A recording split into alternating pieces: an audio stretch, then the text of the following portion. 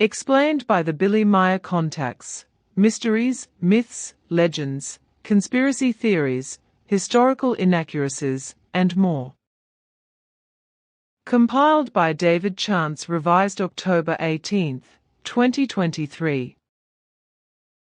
Death, Dying, Afterlife, Death Life, and Reincarnation Part 3. Figu Bulletin NR 58 Sekten Hauptreligion in als Muttersekten Sex, main religions, as mother sex, and their advisors on sex, main religions, as mother sex and T. The fundamental good characteristics of the human nature, those being virtues, feeling for the other, honesty, intelligence, discipline, love, and feeling of responsibility, etc., are addressed by the term consciousness, related, and they are altogether called into being and directed by a positive motivation.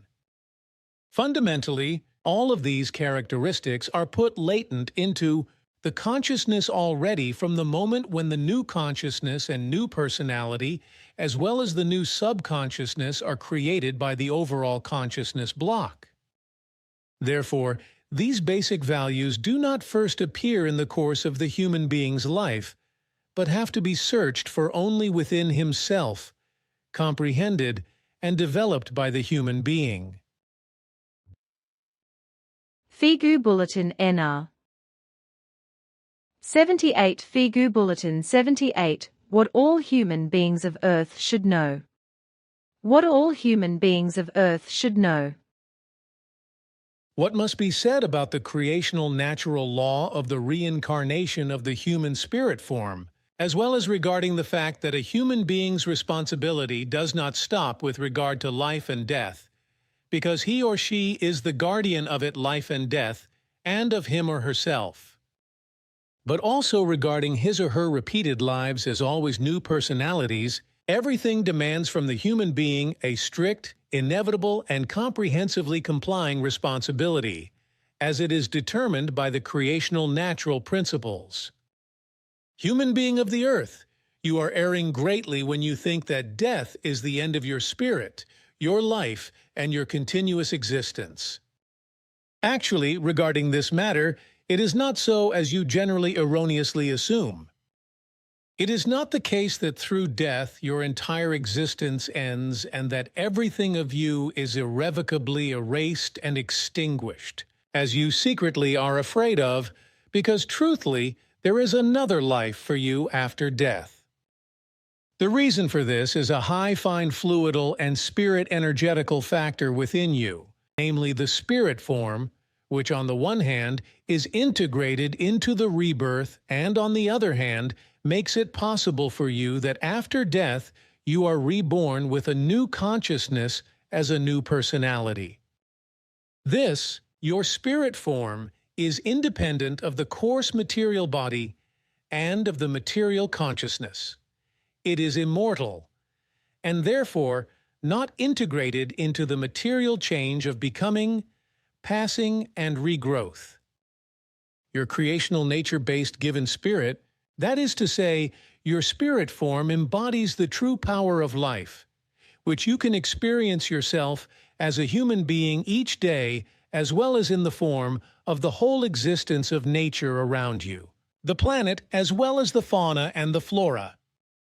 Within each human being exists the more or less conscious drive and the constant natural instinct for unalterable answers regarding all original, existential questions of the actual life's origin and the possible continued life. In order to find all the timeless creational natural truths within and outside the consciousness, the human being must throw away all of his or her imaginings which are based on a faith, a religion, or on a pure materialism, so that he or she becomes and can be free in his or her consciousness, unbiased and clear. For the ascertainment of the truth, he or she must dismiss out of their consciousness, their thoughts and feelings, all the false things which until now they have learned, taken over, and what they have falsely imagined. This is necessary so that he or she, as innocent and neutral as a newborn child, can proceed on the quest for the truth and may also find it.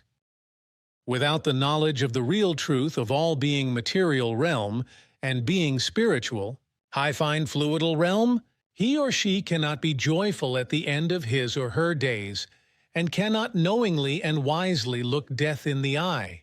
Because without the knowledge about the real truth, he or she cannot realize the facts of the efficacy of the laws of procreation, of life, of death, of the new birth of the new personality, and the rebirth of the spirit, that is to say, the spirit form.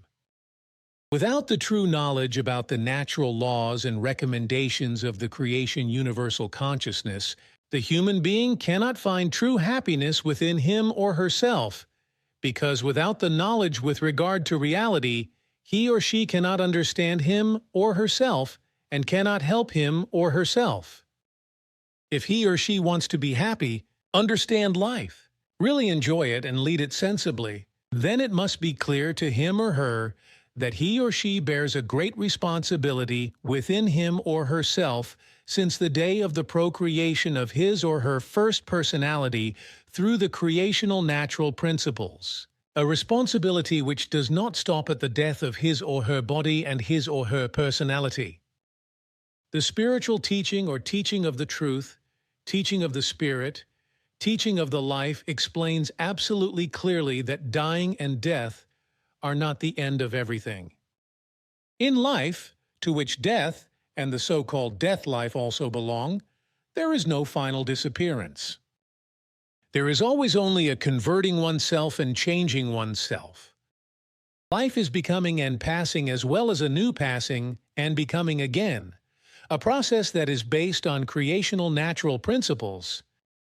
Nothing that exists will ever get lost or be simply dissolved into nothing, which is also true for the human being, and that which basically constitutes a human being. If the human being knows this and knows the facts about it, his or her fear of dying and of death disappears because he or she knows that, in the eternal circle of life, death is only a stopping place in the overall consciousness block that has been created in the realm of the other world by his or her spirit form.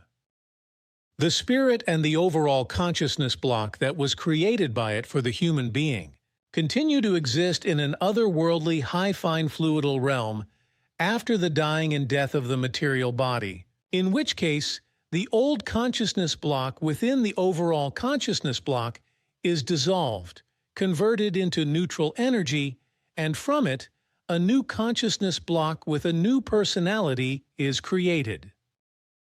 From there, the newly created consciousness block and the new personality together with the energy form spirit, that is to say, spirit form, are returning into a materially bound body existence in due course, into a new human being. From this results the question, what then constitutes the human being as a human being in his or her deepest inner nature? Also on this, the spiritual teaching gives a clear and definite answer. The most important thing in a human being is his or her so-called spirit form, or simply his or her spirit, which, as an immortal, high-fine fluidal energy packet, keeps the material consciousness and the body alive, and so embodies the essential power of the life. The term spirit form, that is to say, spirit must not be falsely understood, however. The spirit is no ghost which is haunting around, and it also is no transparent, humanly shadowy figure from the other world in a flowing white gown.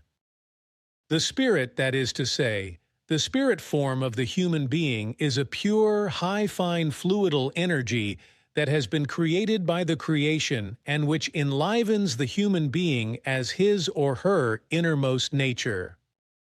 The spirit of the human being is more or less his or her high-fine fluidal energy source, his or her indestructible inner life power. The spirit form first enables the life of the human being, thus the ability of existence of his or her whole body, his or her consciousness, his or her thoughts and the feelings resulting from them, which are responsible for the formation of the psyche as well as for the vegetative nervous system, which regulates the functioning of the organs and so on and so forth. The spirit is highly concentrated, high-fine fluidal energy, which was created by the high spirit energy creation, universal consciousness. The spirit within the human being must not be equated with the material consciousness, which alone can create ideas and thoughts, and the resulting feelings in the material existence of the human being. This means, however, that there is no spiritual ownership or spiritual illness, because the spirit, that is to say, the spirit form, is absolutely inviolable by attacks from the material consciousness realm.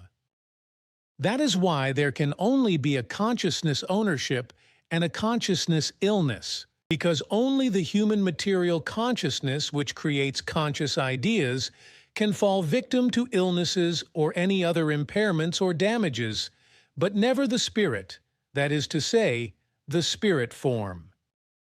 The creation, in turn, is neither a god in the shape of a human being, nor also a figure-like or highest material Wesenheit, which has created the heaven and earth, and who is watching over the human being and telling him or her what to do. In most ancient times, God and gods were figures of fantasy that were used in fairy tales as fantastic. Most high Wesenheiten, which were standing above all life and existing things, in order to give a shape to the creative one, that is to say, the creation force. God or gods, however, which are presented in a religious or sectarian as well as any other belief-based view, were or always are human beings of flesh and blood, who were or are higher evolved than other human beings in certain things. In this respect, a god is another term and word for king of wisdom. And wisdom means nothing other than having acquired and owning a highly developed knowledge and ability in relative perfection in a certain field, for example in a science, etc., contrary to the fairy tale fantasy figure and the god as a king of wisdom. The creation, however, is the greatest, energy impulse-based, highest intelligent, mightiest, and most highly developed spirit energy form in the universe. It is a neutral, asexual, and impersonal energy, through whose principles the spirit forms of all living creatures were created and still are created. As has been mentioned before, the creation is also being called universal consciousness and great unity, etc. In which case, however, it shows absolutely no similarity with a human god or with any other life form, but is only the purest high spiritual energy. Even a human god is a creature who was produced as a human being from the creational natural laws and thus owes his or her existence to the spirit energy creation. The creation, as a force creating all since the existence of the universe, has created unchangeable laws of nature, that is to say, creational natural laws, into which is ordered everything in the universe, and therefore also in all life and in all existence. Besides the laws of nature, which the human beings know through the natural sciences, for example gravitation, the principle of causality, that is to say, cause and effect, etc., there are also spiritual as well as material consciousness-based laws that have an effect into the human being's daily life, and naturally also on the becoming and passing of the human being. One of these laws is the rebirth, that is to say, reincarnation of the human spirit, together with the birth of an entirely new consciousness with a new personality in a new human body, which is procreated in the natural way together by a male and a female human being. So, the human being in his or her innermost Wesen is high-fine fluidal and therefore immortal, simply in regards to the immortality of the spirit form. The part-piece creation spirit, the spirit, that is to say, the spirit form in him or her, is of a pure creational law-based nature, and therefore not bound to becoming and passing as is the material. This is quite in contrast with the body of the human being, which inevitably ages and sooner or later dies. Everything that the human being acquires as real knowledge, Real wisdom and true love remain stored for him or her for all times, because all positive, equalized values, among other things, are stored by his or her spirit, that is to say, spirit form, however also recorded and deposited in a human being's material consciousness and in his or her storage banks, where they remain his or her immortal property. And as a repetition, when the human being dies, then his or her spirit, i.e., spirit form enters into the otherworldly, high-fine fluidal realm, whereas his or her half-material consciousness block crosses over to the otherworldly, high-fine fluidal overall consciousness block that has been created by the spirit form, which dissolves the old consciousness and the connected personality and converts them into pure, refined, neutral energy from which a new consciousness with a new personality is formed. From the essence of the valueful knowledge, love and wisdom data of all the former personalities, therefore, the concentrated knowledge, ability, the wisdom and love, etc., of all former lives of the human being, a completely new consciousness block with a new personality is created, in which case, then the whole, together with the reincarnating spirit, is born into the newly procreated body, as soon as the time for the rebirth of the spirit, that is to say, the spirit form has arrived. Each human being has therefore already lived many lives as a human being, and still has countless lives ahead, and indeed, always as a human being in a human body, with a human consciousness and with everything that goes with it. For example, the psyche, the subconsciousness, the forms of the unconscious, the character and the mentality, etc. Each new consciousness block, with its own new personality, animates a human body again and again, but never the body of an animal or other creatures, etc., just as the creational human spirit form, that is to say, spirit, can always only animate a human body during all of its rebirths, whereby it follows its own reincarnation line from which it cannot escape.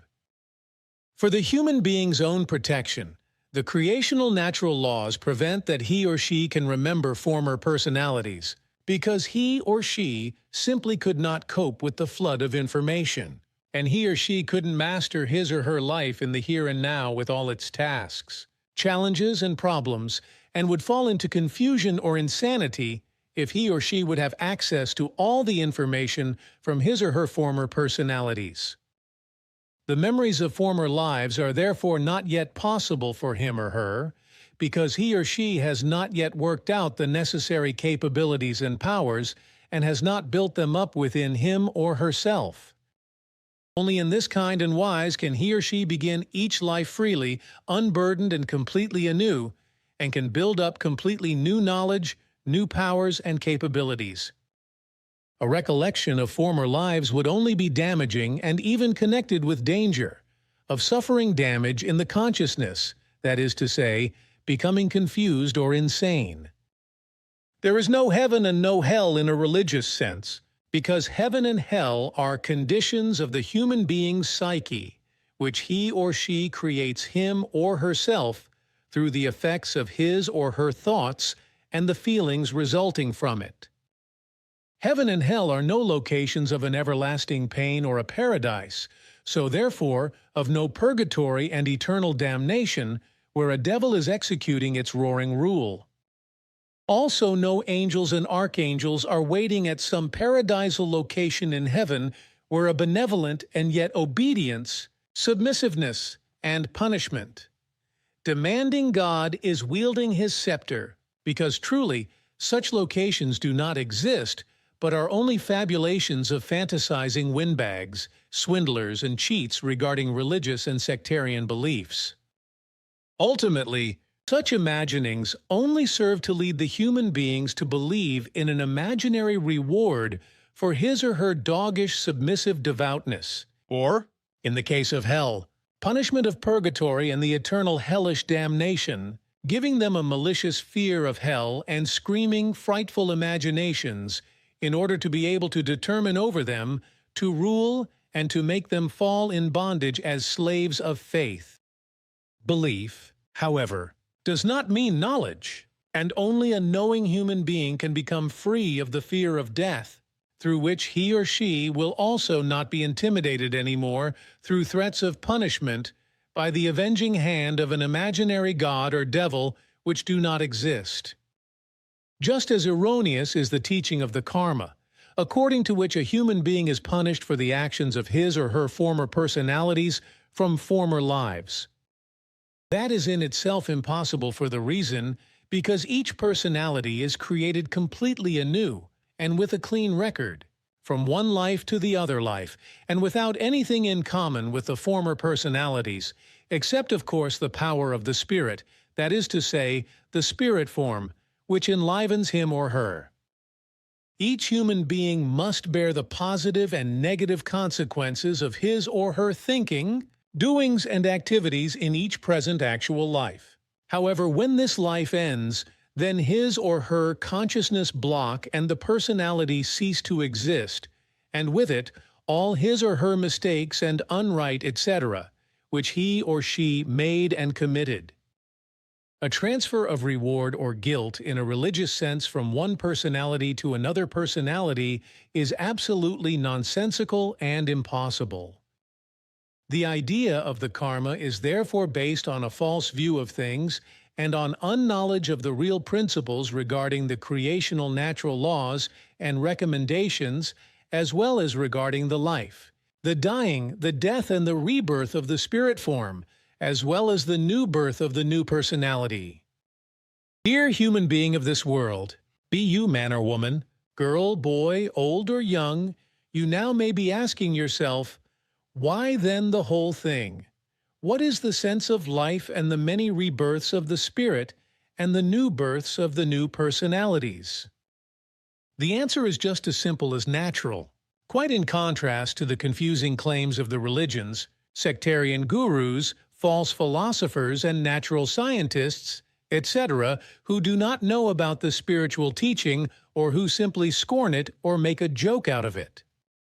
The purpose of the human being is to develop, respectively, evolve his or her spirit form inhabiting within him or herself as highly as possible over many, nearly infinite, reincarnations through always new births, new consciousness, blocks, and with it, also new personalities and their consciousness-based learning with regard to love, knowledge, and wisdom, in order that someday, in many millions or billions of years, his or her spirit form can return into the creation and can unite with it.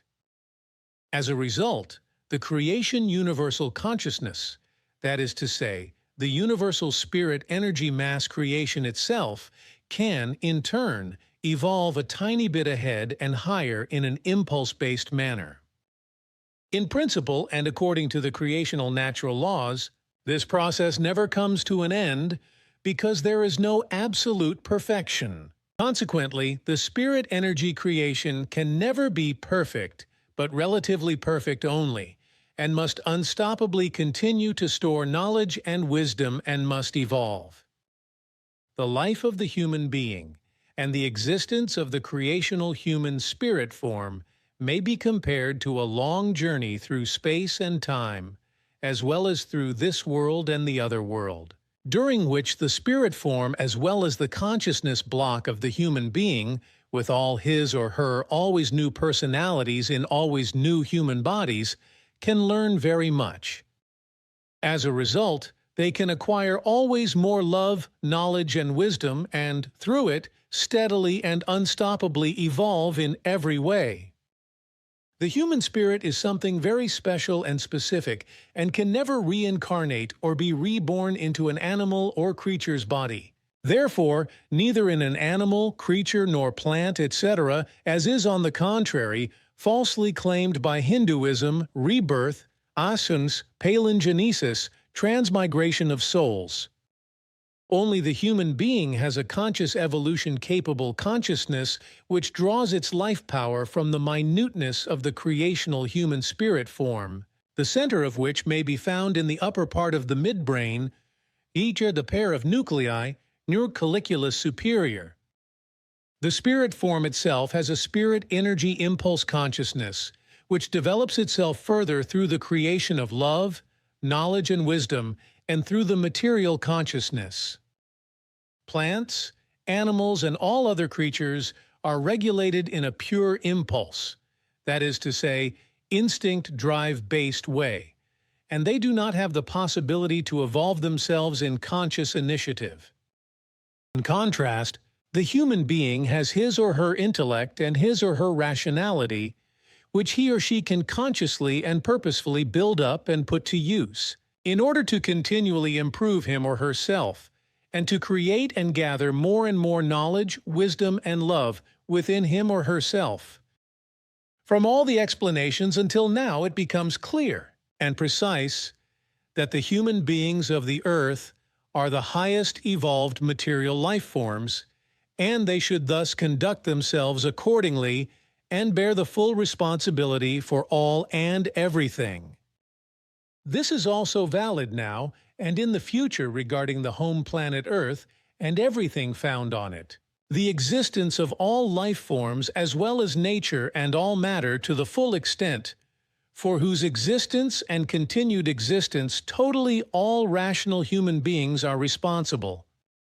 No one can and may ever shirk this far-reaching responsibility.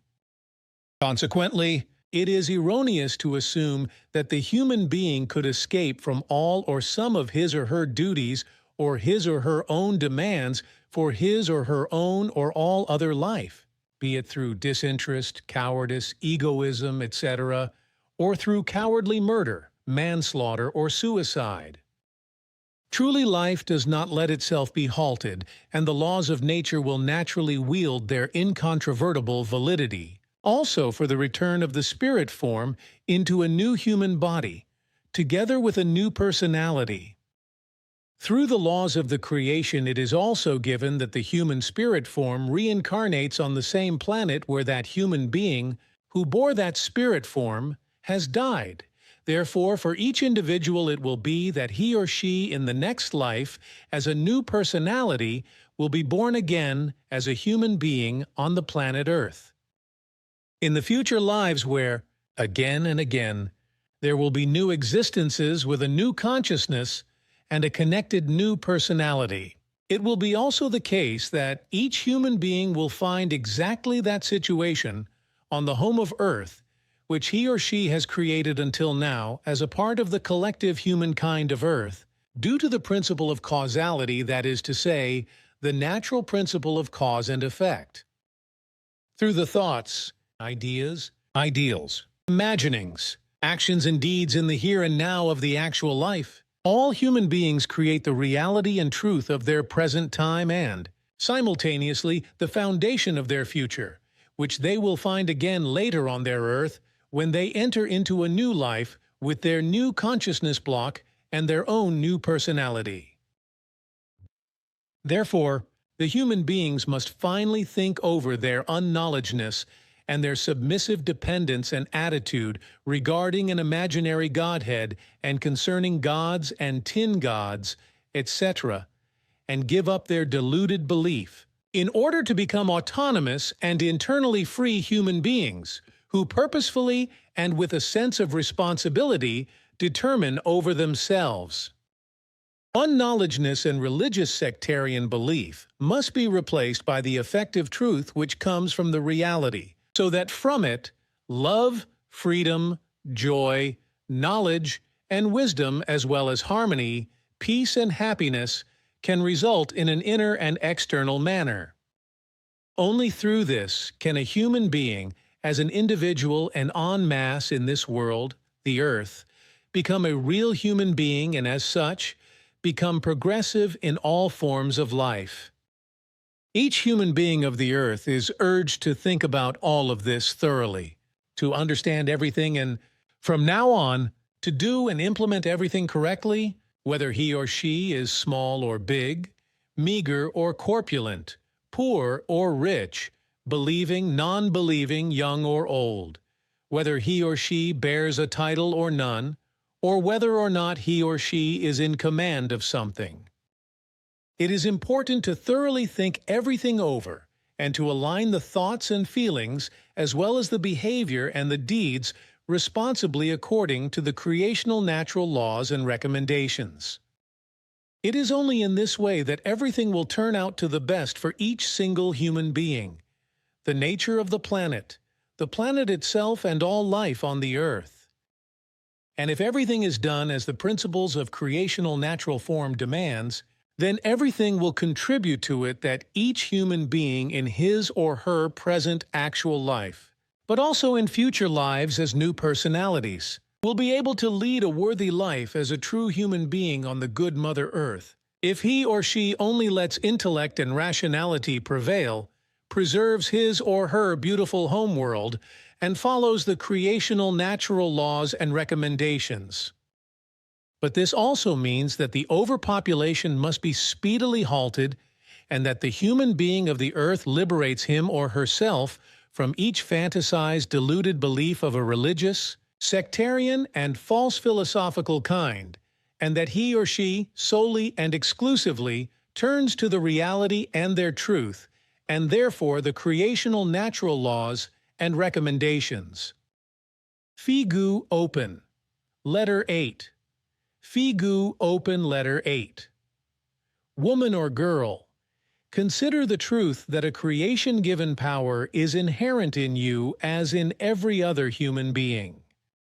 Every human being is animated by a tiny part of the spirit of creation, from which his innermost being is also formed.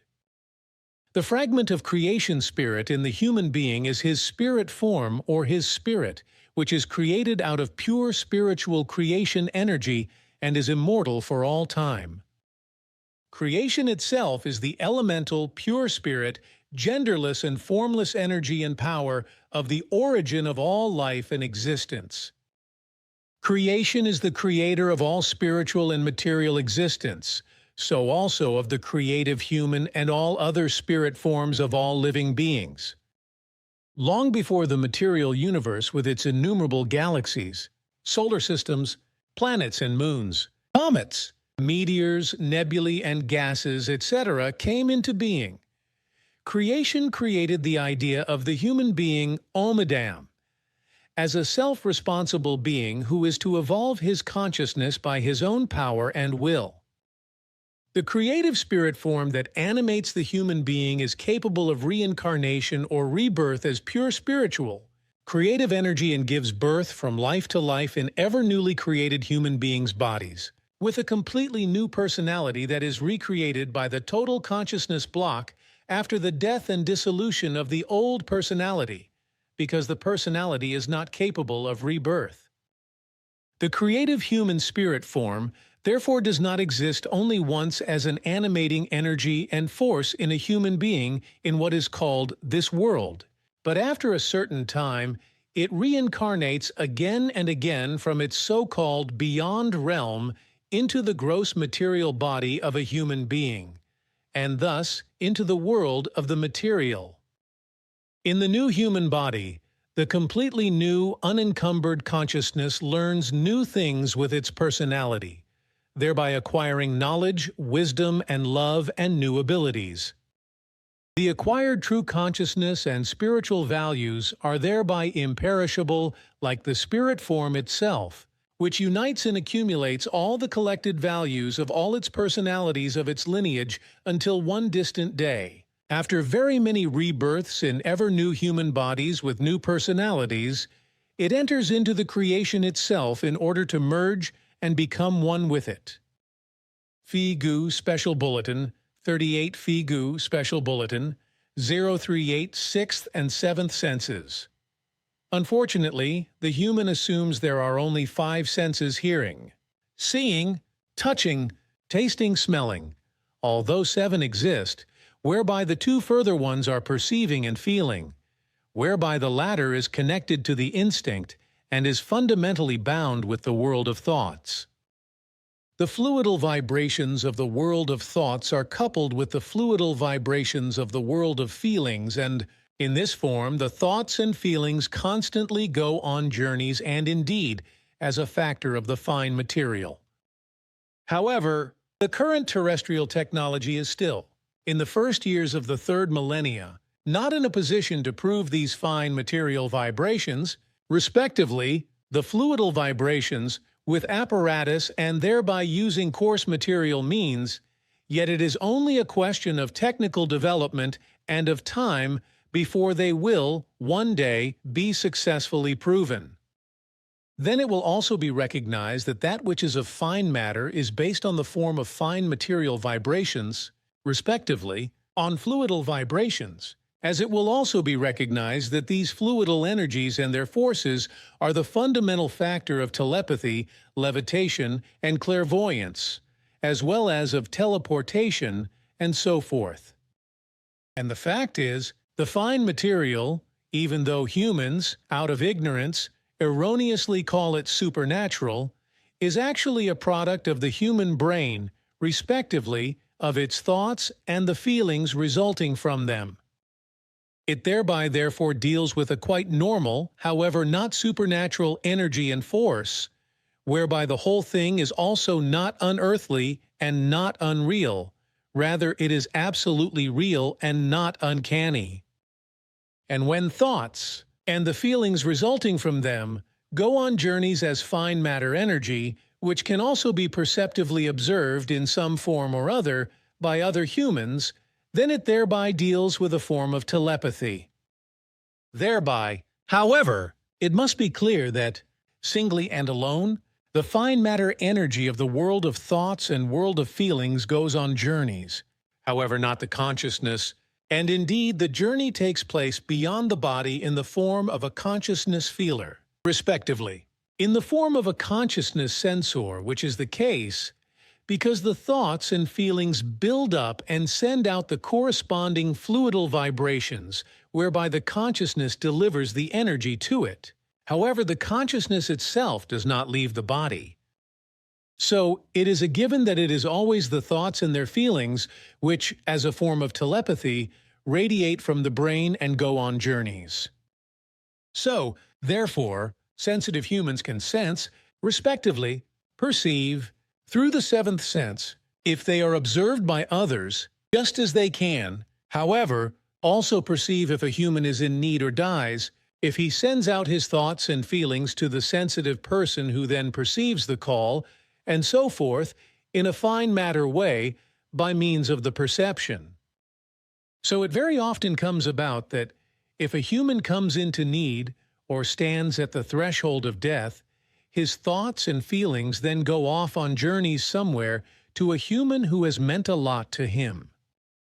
Thoughts and feelings break through all boundaries of space and time and penetrate into the brain of anyone who is spoken to and perceptively perceives the call. Fine matter also plays a very important role in regard to the near-death experience, because when the purely rational reason is shut out through the dying process, and the seventh sense, the capability of perception, is put into its appropriate place, the perception capacity, which is usually repressed in the current life by the condition of rational reason, expands in regard to the fine matter realm. Thereby a border opens, for the human, to a window into that fine material world, which extends very far above all that which can be perceived with the purely coarse material senses, with the eyes, the touch, the smell, the hearing and tasting through these heightened abilities of perception, through the sense of perception in regard to fine matter. Clairvoyance, for example, emerges as a near-death experience, in such a way that the dying human views himself from a higher vantage point over his own body or floating through the room, and can also see what happens around him, what is being discussed, and what objects people carry or are present in the room in which the person is dying or in adjoining rooms, and so forth. The near-death experience is also a key to the reading of thoughts, whereby the thoughts of the people standing around or of those who are far removed are perceived on a fine material basis. That happens especially in the deepest stages of dying, which correlates to a state of the least brain activity. This status is that of the entrance into death, and in this state the brain opens up to the human his concealed capabilities which are repressed in his current life. Every brain, therefore that of the human, as well as of all creatures, can be compared with technical transmission and receiving devices, because every organic brain is a transmitter and receiver for fine material energies and their forces as well as their effects. Now, when a human dies, then, on the brink of death, he loses the connection to rational understanding, whereby that which pertains to the fine material realm gains power and produces electromagnetic energetic loads, which result from fine material thoughts and feelings which radiate explosively and can be perceived by other humans even at a great distance. As a rule, there are humans present who are closely mentally connected to the dying person. The persons concerned receive the dying human's units of information through fluidal, respectively fine material electromagnetic vibrations, which are strong fine material energy loads and which conceal the information in themselves as force. Naturally, the wave frequencies of the fine material vibrations thereby play a decisive role, whereby not every human can therefore receive the same wave frequencies, and not everyone can tune his fine material senses to the same degree onto near, or very distant, impulses and information which are directed at him. Therefore, through the mental connection, there must be a certain similarity to the wave frequencies so that messages from dying ones or otherwise from fellow humans can be received, whether it is sounds, thoughts and feelings or visionary images and so forth. Goblet of the Truth, 2015 English translation, Chapter 2. 98. The truth of the life is that after this life death takes control, after which a new all-of-yourself personality is set up in a new life, for which thankfulness shall be given. 147. The dwelling of the impalpable other world is only for the consistency of the spirit, however not for the person, because this is extinguished after dying in order to give energy and power to a new person who will be born when the spirit-body-spirit form once again returns in a body of people of your kind, human body. Therefore, do not call for death in order to find in it a release from earthly anguish, because death extinguishes the person for all time, and it can never again be made living. 148. And death shall never be called upon, in the hope that an existence at the side of a god, or in a paradise realm of gods and tin gods, might be a joyful life, because such teachings have no truth and are only the delusions of the brain of false priests, proclaimers and prophets who have misled you into senselessness because they obtain advantages, relevance, and benefits from it. 49. And truly, you humankind of earth, you only make yourselves thoughts and feelings about your material life, as a result of which you fully leave the death and the realm of the other world out of your attention, because on the one hand you are cowardly afraid of it and eschew it, and on the other hand you are too presumptuous to think of it. 150. You do not know what the death is, nor what the realm of the other world is. Hence you also cannot understand the two, and cannot know that after every dying there is a new living existence of a new personality, and therefore the running circle of the life always continues. And this process from the birth, of the life and dying and of the death, that is to say, of the death life, is taught to you and explained through the teaching of the prophets, so that you may become knowing and wise, and thus become bearing of the truth. 151.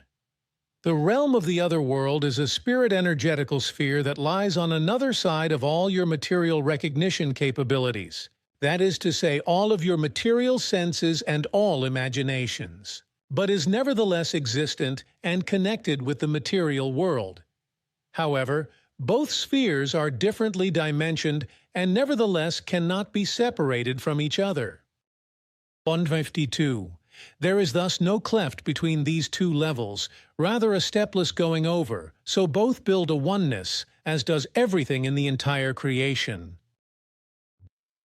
238. And as you shall practice equitableness, being fairness in all things, so think about your life and your death, because after your birth both are unavoidable for you, so that you must ponder them and find the way to both in calm and peace.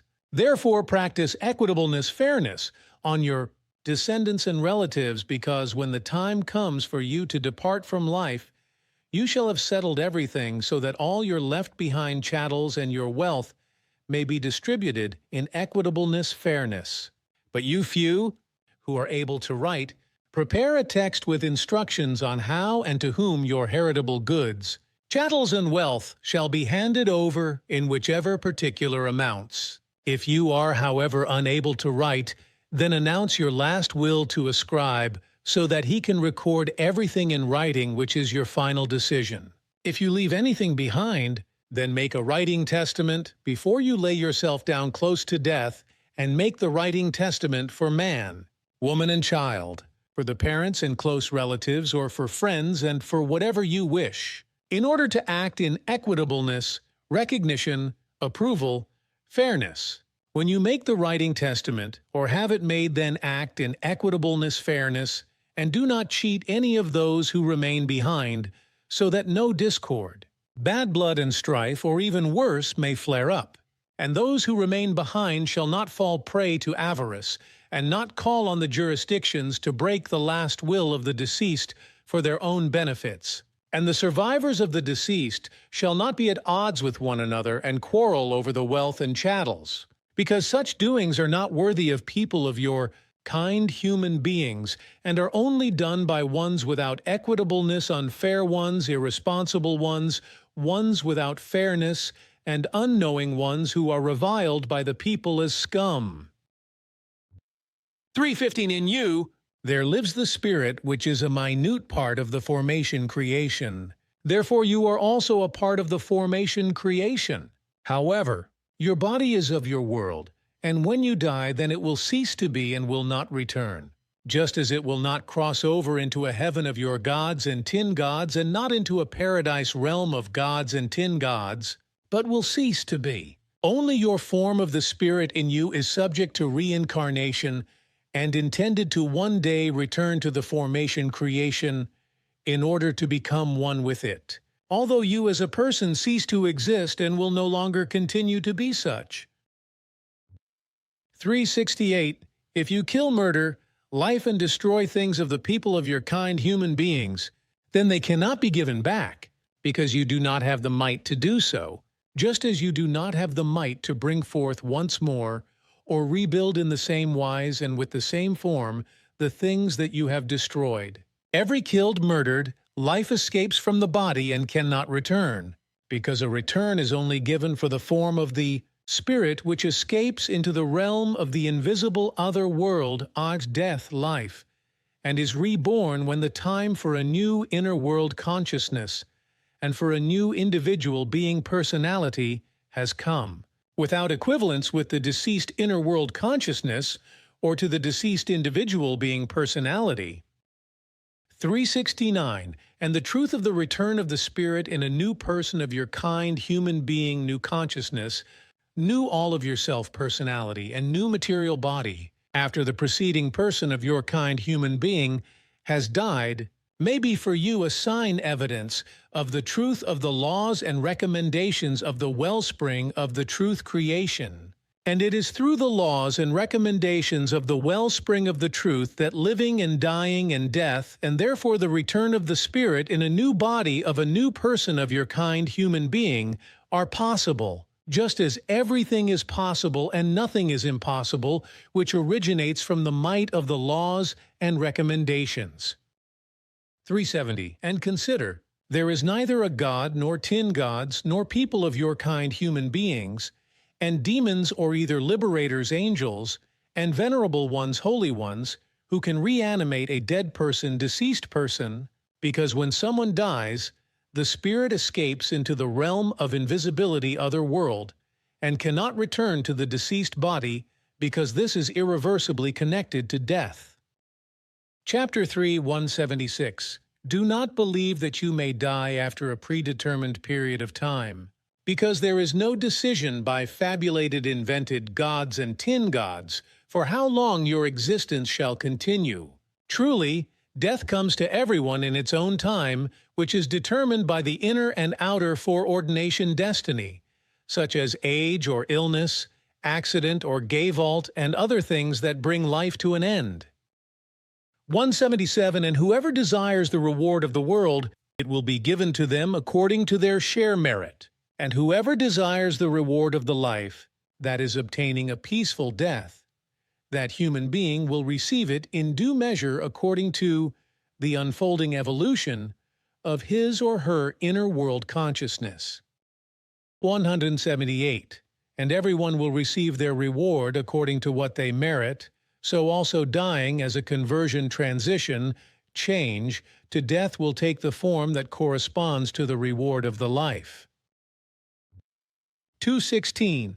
Do not think that those who are slain or otherwise, killed, murdered, for the truth or untruth will enter into the presence of a paradise of a god or 10 gods, because no one receives this who enters into the life of death, death-life, because truly, with dying, a person of your kind human being ceases to exist, because death brings dissolution to the activity energy, and out of this a new person of your kind human being personality with a new inner world consciousness is created. And it is taught that the spirit-body spirit form of people of your kind human beings is a tiny dot, minute thing of activity energy of the creation, and is not bound to death, so that this is existing in the realm of the invisible other world and manifests itself in renewal rebirth, once again in a new person of your kind human being. Chapter 4. 104. Be certain knowing that wherever you may be that you cannot escape death, because it will befall you even though you may be inside the most strongly built tower. Therefore heed death wherever you may be, so that it seizes you in right deeds rather than unright deeds. And think at all times about death, and learn that it is unavoidable and that you are bound to it, as is everything that lives and crawls and flies, so that you are not frightened when you stand before it and have to leave your life. Chapter 5. 53. Truly, you shall make the best out of death, so that in yourselves you may be full of peace and love, as well as full of joy and happiness, and full of consonance harmony, when you become aware of your dying and you leave your world in which you have led your life. But consider that you cannot take anything from this world with you, neither possessions nor wealth, neither food nor drink, neither jewelry adornment, nor garments clothing, neither people of your kind human beings, nor beasts or animals and other creatures who might be able to protect you in death. 54.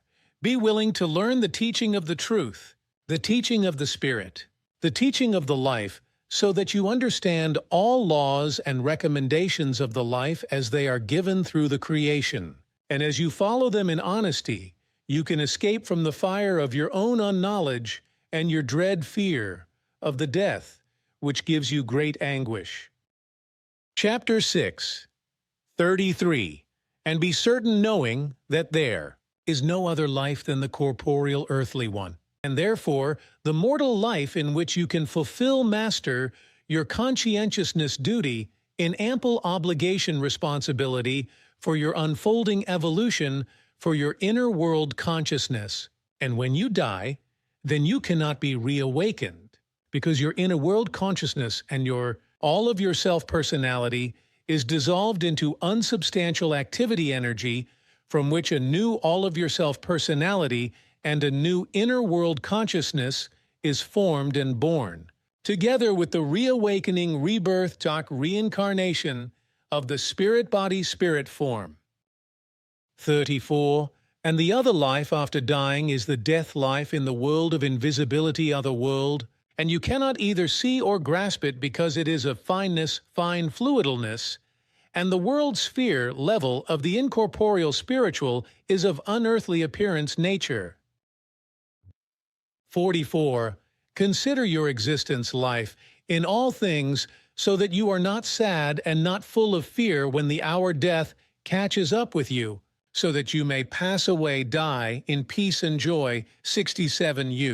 As people of your kind, human beings are the highest life form amongst all life forms, and therefore you are your own intercessor counselor and the guardians over yourselves, over your thoughts and feelings, and over your doings, deeds. And therefore it remains so until death approaches. You and your spirit form and your inner world consciousness escapes your body in order to escape into the impalpable realm of the other world without tarrying quickly. 68. Truly, the spirit form returns to its own world sphere level of the impalpability in order to be reawakened, reincarnated, reborn in a new body of people of your kind, human beings, at the time of necessity. 103. Truly, only the laws and recommendations of the primal wellspring of all vitality's creation allow the seeds to germinate that you put sow into the earth so that the living in it may come forth, which you consider to be dead but is only sleeping and has life within it, which however thrives again and grows up to a new aliveness through moisture, wetness, water. Therefore new life comes forth out of the apparent lifeless. Learn from this that you also are a seed, so to speak, which is reawakened rebirth of the spirit form, after death through the spirit form. Truly, be connected to this teaching, and do not let yourselves be turned away restrained from it for the sake of false teachings by false prophets. Chapter 7.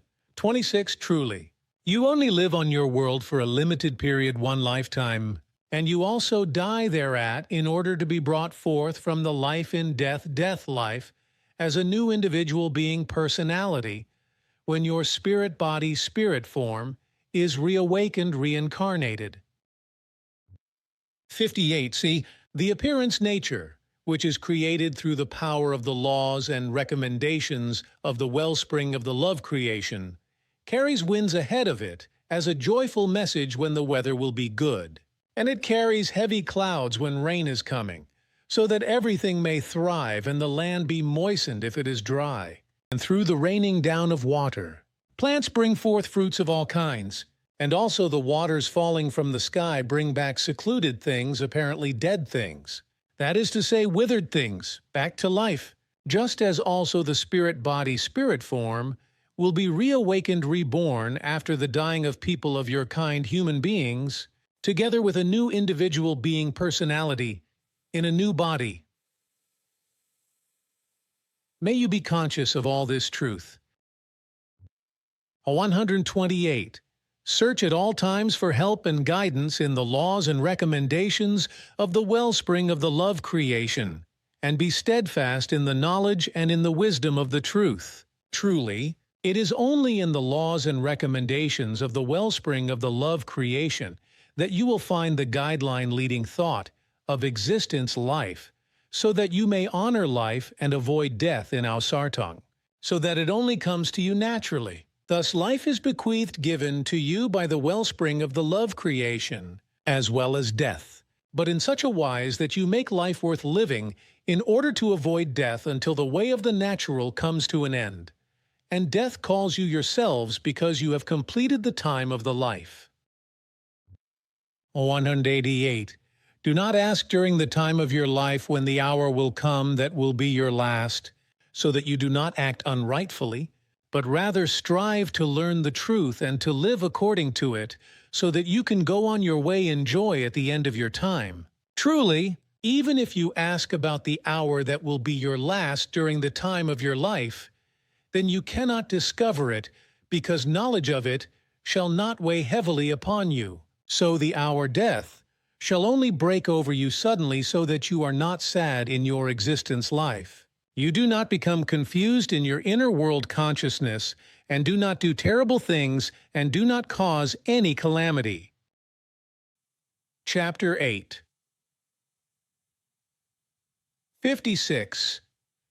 Do not be the worst amongst people of your kind, humankind, by being ungrateful towards life and denying the truth of the laws and recommendations of the creation of all things creation, thereby murdering yourselves and people of your kind, human beings, murdering yourselves or others.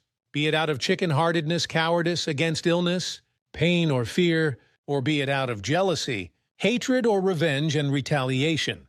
So it is unrightful and against the laws and recommendations of the primal power creation, which honor life in all its kinds, whether in the present existence life, of days on earth, or in the life of death life, in the world of invisibility other world. Chapter 10. 55. If you commit unright, and were the possessor of all the riches that are on earth, then when you are near the time of your death, you will attempt to buy yourselves free from death. And truly, you would make a play of fallacious remorse if you could escape death thereby. But truly all this will bring you no benefit success, because death does not allow itself to be fooled or cheated. Life and death decide according to equitableness, fairness, and not according to unright. Therefore with death the same foreordination destiny is determined for all people of your kind, human beings. 57. It is the primal wellspring of all wisdom creation, which gives life and brings about death to everything persisting existing, through its all-embracing laws and recommendations, so that everything may come about anew in reawakening new birth and rebirth, and will one day return to it because everything belongs to it and has come forth from it. Chapter 11. 25. And consider when you give alms gifts, that you shall not be stingy. Rather act according to the best of your ability regarding what you can give in goods and riches. But see that you yourselves have enough, and do not have to suffer privations through donating, alms and gifts donations. But consider stinginess, which is a terrible thing and is of no use to you at the end of your days, because you cannot take anything with you into the realm of death life. Therefore, it is also senseless for you to have gifts and great riches, grave offerings placed into the grave, and therefore it is senseless for you to have gold, and other valuable things forged into coverings on your face death masks, and to have yourselves wrapped in expensive and sumptuous garments, or for you to want your dead body preserved embalmed with expensive oil. Since what has lost the bloom breath of the life remains behind on the earth and decays in its time sooner or later, and truly neither your dead body nor anything of what you place into the grave can be taken into the realm of death life, that is not made of firmness material, but is in truth of the finest power energy, which is the equivalent of that of the primal power of all primal power creation. Chapter 22. 17. The spirit form cannot be influenced through effects on the body, therefore neither through heat, cold, hunger, pain, illness, or well-feeling. And solely the spirit form is immortal, because if the physical life ceases, then it escapes into its realm of the other world in order to be reborn in its time when a new human body is born, with a new consciousness block, new consciousness, subconsciousness, and with a new personality that are created through the overall consciousness block. Chapter 25, 139. And you, who strive after the truth, be not confused and do not sleep while learning, so that you really recognize the truth and not claim that only that which you see with your eyes is real, and that there is no life where you cannot perceive any movement with your eyes. Truly, this is not the truth, because even when, with the dying of your body, you cease to be yourselves, the life still continues through the spirit form that disappears into its realm of the other world in order to be reborn at its time, in a new body and with a new consciousness and a new personality. 149. And truly, you humankind of earth, you only make yourselves thoughts and feelings about your material life, as a result of which you fully leave the death and the realm of the other world out of your attention, because on the one hand, you are cowardly afraid of it and eschew it, and on the other hand, you are too presumptuous to think of it. 150. You do not know what the death is, nor what the realm of the other world is, hence you also cannot understand the two. and cannot know that after every dying, there is a new living existence of a new personality, and therefore the running circle of the life always continues. And this process from the birth, of the life and dying and of the death, that is to say of the death life, is taught to you and explained through the teaching of the prophets, so that you may become knowing and wise and thus become bearing of the truth. 151. The realm of the other world is a spirit energetical sphere that lies on another side of all your material recognition capabilities, that is to say, all of your material senses and all imaginations, but is nevertheless existent and connected with the material world. However, both spheres are differently dimensioned and nevertheless cannot be separated from each other. 152. There is thus no cleft between these two levels, rather a stepless going over, so both build a oneness, as does everything in the entire creation. 153.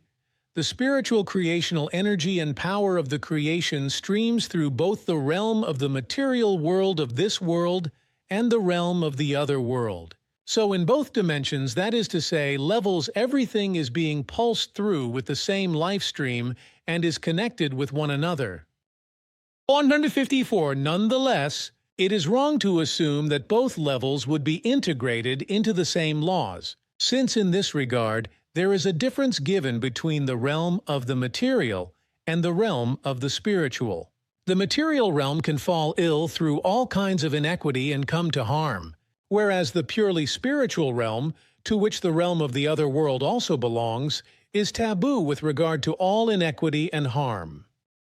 155. Only the material realm of the existence, that is to say, life can be befallen in a harming wise, not, however, the spirit realm, and therefore also not the spirit, that is to say, the spirit form, because it cannot be attacked from out of the material realm and cannot be influenced negatively.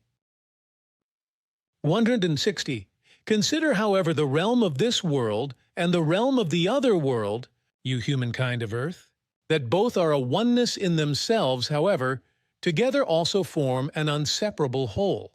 Because in the whole realm of the creation, every particle is a oneness in itself, however united with its opposite particle, again, a completed oneness, and indeed given in such a wise that one particle has a negative and the other particle a positive energy and power. 161. Thus in the whole realm of the creation there is no separation, only a union. So on the one hand, everything is in itself alone for itself autonomously a oneness, whereas everything unified together again results autonomously in a whole. The term separation is thus solely an invention of you human beings to split things off from each other, whereas you, however, also split all creational things into two parts that in truth belong together, such as the life and the death and the realm of this world and the realm of the other world. And you do this because you separate off that which you cannot see with your eyes and otherwise cannot perceive with your material senses, and you assume yourselves to be the main point and the epicenter in your material surroundings.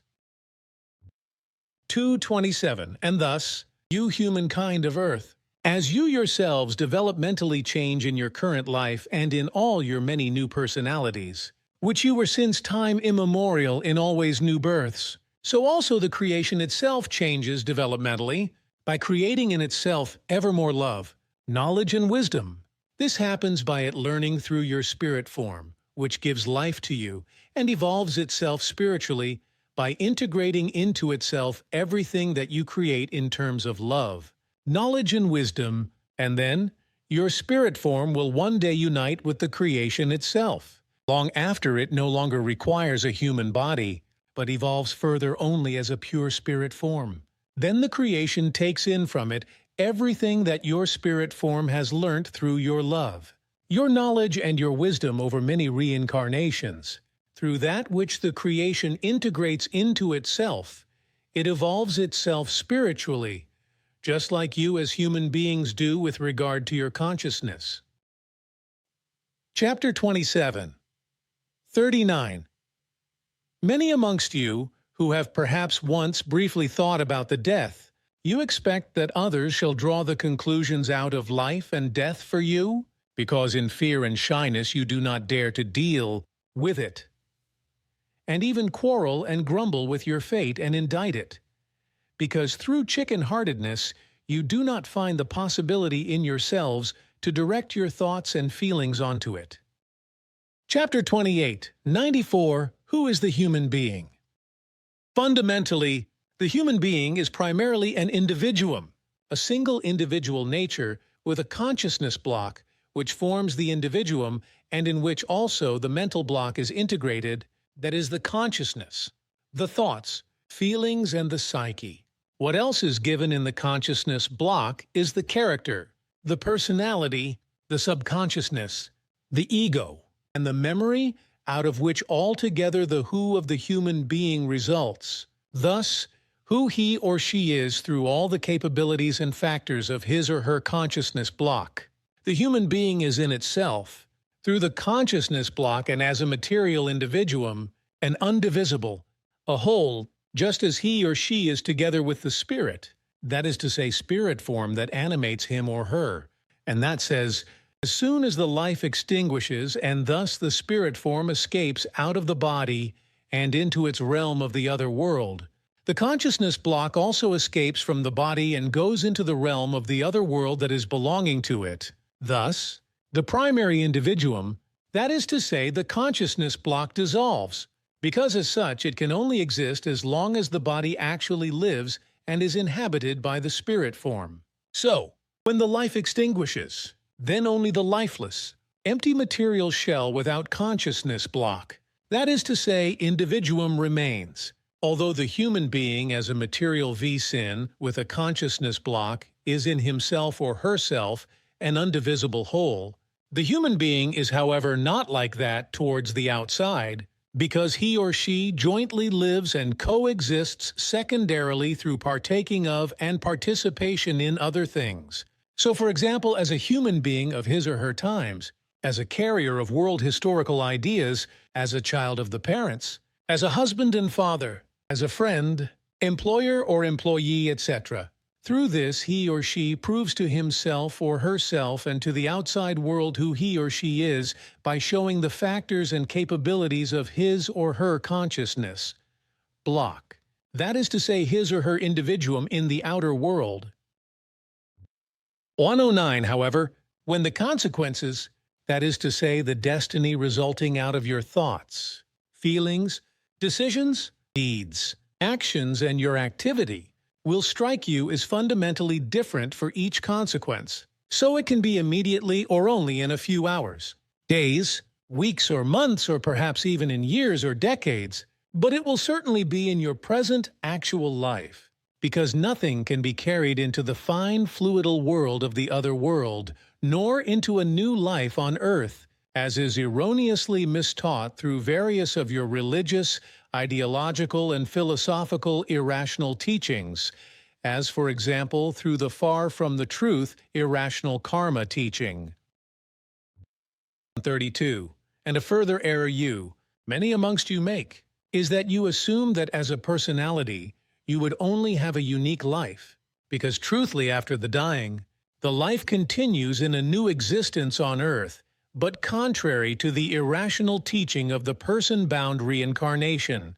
Truthfully, the personality extinguishes after the dying, and developmentally changes itself in the fine fluidal realm of the other world of the overall consciousness block into a neutral energy out of which a new and unburdened consciousness with an equally new personality is created, which is then born anew, together with the spirit form of the human being which, after the dying of the material body, also goes into its fine fluidal realm of the other world, and from out of there reincarnates again and, contrary to the personality, is alone capable of being reborn. So you shall be conscious that you have already often lived a material current life as always new personalities, just as you will continue again and again, as always new personalities, to pass through new lives, and that will happen so often, and for such a long time, until your spirit, that is to say your spirit form has developed so highly through your evolution of your consciousness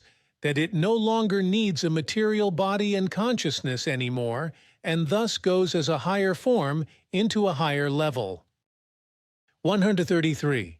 It follows that with the new birth of the new personality, a completely new life begins, and consequently, the new human being at his or her actual becoming, that is to say, the actual birth on the 21st day of the pregnancy, that is to say, after the conception, is completely unburdened and hence innocent. The reason for this is because out of the earlier life of the preceding personality, as well as of all other preceding personalities before that, nothing disadvantageous is put into the new personality, and it is therefore completely unburdened at its becoming. The fact that the real birth of the human being occurs on the 21st day after the conception is because the spirit form is, together with the new consciousness and the new personality, born into the embryo and gives life to it. As is well known, the actual worldly, that is to say, material birth into the existence of the world, normally occurs only after completion of the pregnancy. 134. Through this process alone, it is guaranteed that every newborn human being is unburdened by his or her thoughts, feelings, actions, deeds, and his or her activities out of his or her previous life, and those before that, just as the creational laws determine that every new life form to be born, and thus also the human being, shall be of pure and unburdened consciousness. Therefore it is given, contrary to many irrational teachings of false prophets, religions, sects, ideologies, and philosophies, that all happenings may only be related to the earthly existence.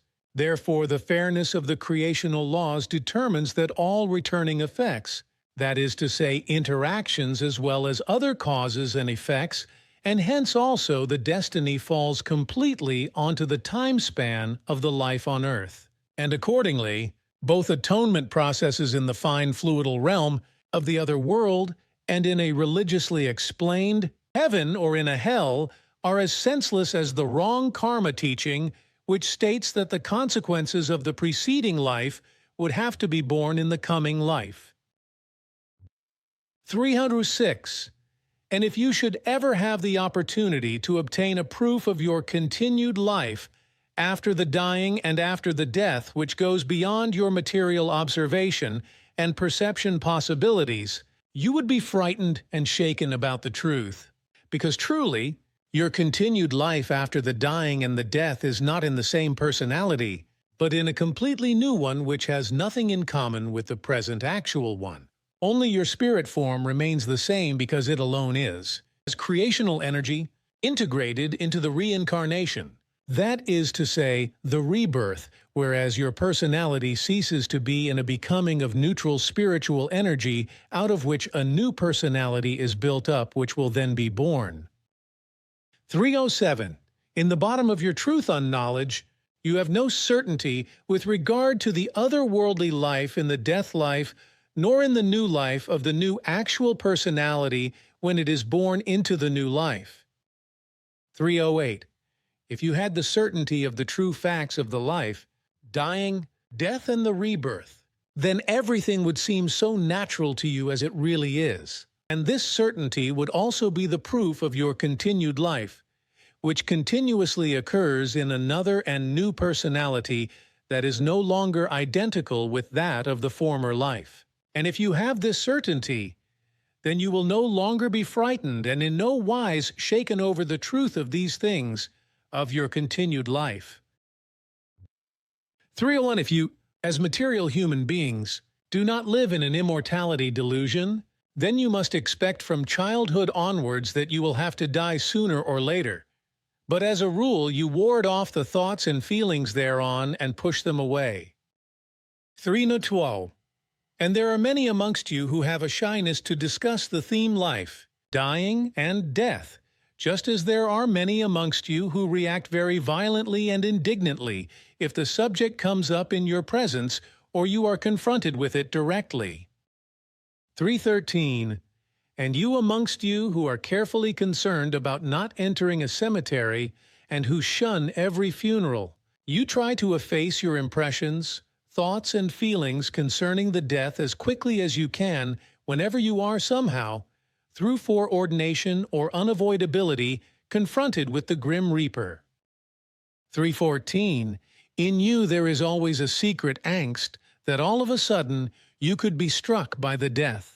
And at the same time, an undefined fear prevents you from spending serious thoughts and feelings in order to face the unalterable fact in full consciousness, namely that your current life is limited and that you will sooner or later inevitably die and go into the death life, which, through religious, ideological, and philosophical irrational teachings, is so wrongly explained to you that you can understand nothing at all of it, let alone get closer to the truth even by a speck of dust of a weight. 315. In your life, you human beings of Earth, there is hardly any other happening which you make worse than the death, about which you push aside every thought and every feeling. 316. But apart from the death, there is also the preceding dying which you do not dare think about and push away everything related to it. 319. Procreation, birth, life, dying, death and rebirth of the spirit form, together with a continually new personality, are very closely connected to each other because one thing is the consequence of the other. But you do not take the whole thing seriously. Instead, you irresponsibly live only for the day. Out of this, you create in you pathological cravings, vices, hatred, and unpeace, as well as unfreedom and disharmony, in order to live out everything externally and to let it pervert into bloody and destructive wars. As you learn this through the senseless and irrational teachings in your belief in a God, tin God or idolized human being, and live from day to day in pure egoism and imperiousness, and irresponsibly procreate offspring beyond all measure, and therethrough bring about immense catastrophes. 335. But if you only come to intellect and rationality while you are dying, then you have missed the actual life, and in cowardice missed the bearing of the life responsibility, because you do not derive any benefit for your past life anymore. If, shortly before the major step out of the earthly life into the death life, you suddenly recognize the fact of the continued life of your spirit form, as well as its rebirth in a new life together with the birth of a new personality in a new consciousness as block.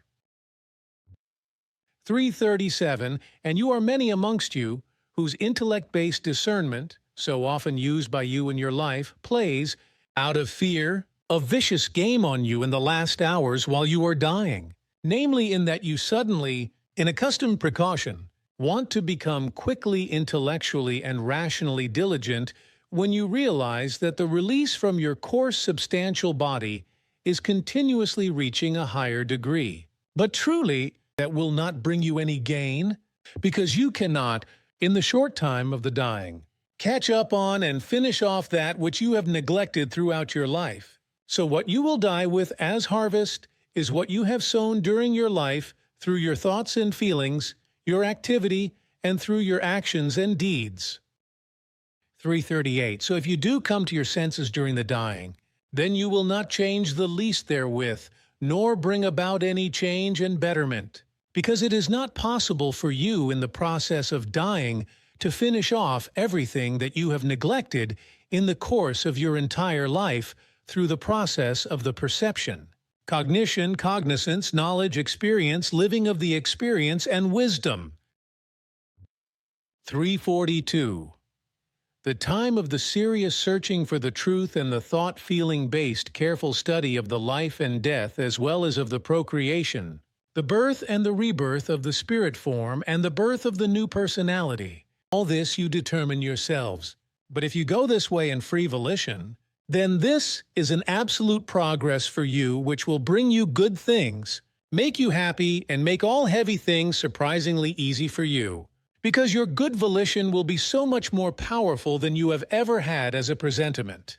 And if you go the way of the truth with regard to your thought-feeling-based careful study of the life and death, and of the procreation, the dying, the rebirth of the spirit form and the birth of the new consciousness with the new personality, then the purely material will disappear as the most important aspect in your existence and grants an equalizedness between the spiritual, consciousness-based, and material.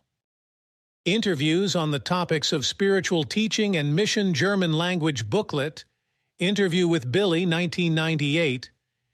Is it true that humans have more than one life? That is correct. Humans are subject to the law of reincarnation, hence they are born again. This also applies to all other life forms that possess both a consciousness and a spirit form capable of evolving. Therefore, when human beings die, their spirit form leaves their physical bodies in the current realm and crosses over into the spiritual realm of the beyond, where the spirit form rests and learns until it is able to reincarnate into another material body.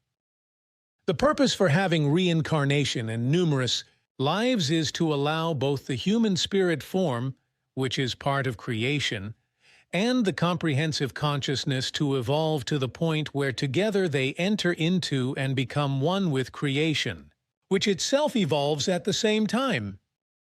This constant process of reincarnation facilitates the evolution of the person's spirit and the comprehensive consciousness, from which the individual's actual personality and the actual consciousness originate.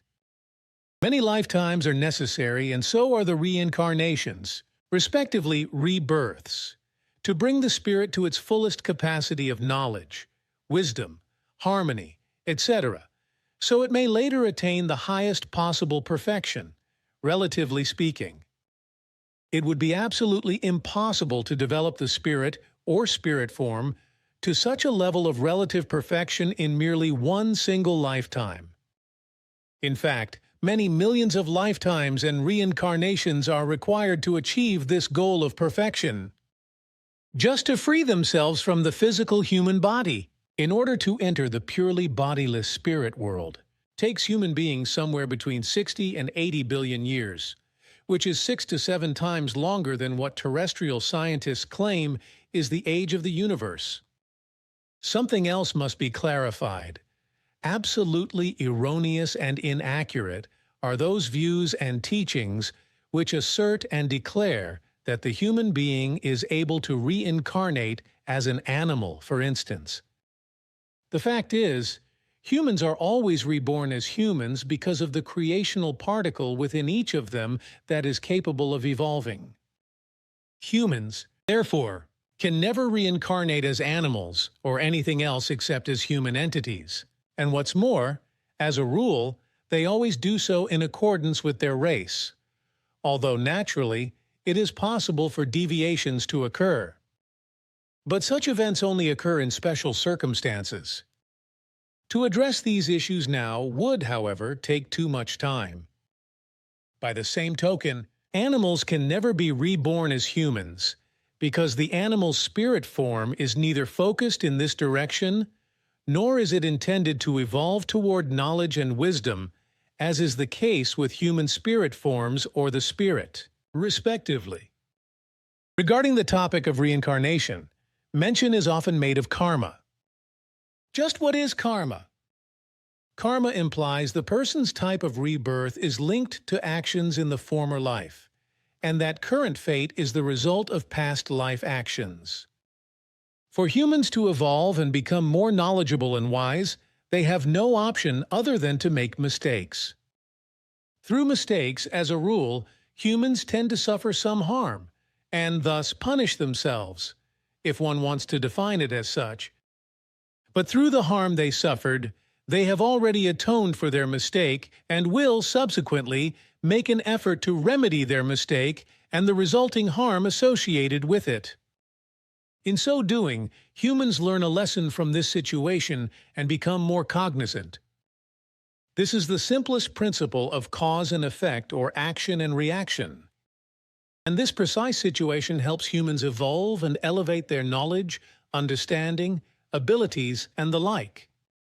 As a consequence, they will attain a higher level of consciousness, which their comprehensive consciousness will carry forth into the next life, into their next reincarnation. Therefore, in their next life, humans will benefit from the fruit of their former lives' progress and higher level of consciousness, without having been weighed down by some burden or non-burden from previous lives. Thus, the next new life is not based on the burdens or non-burdens of the previous life, since they were completely conquered during the former lifetime, either in positive or negative ways. Not only would it be unjust, but it would actually be contrary to the creational laws if elements from a former life were to be carried over into the current one. That it should be so, as the religions teach it so irrationally, is pure nonsense which simply exemplifies the illogical human thinking, contemplations, and endeavors.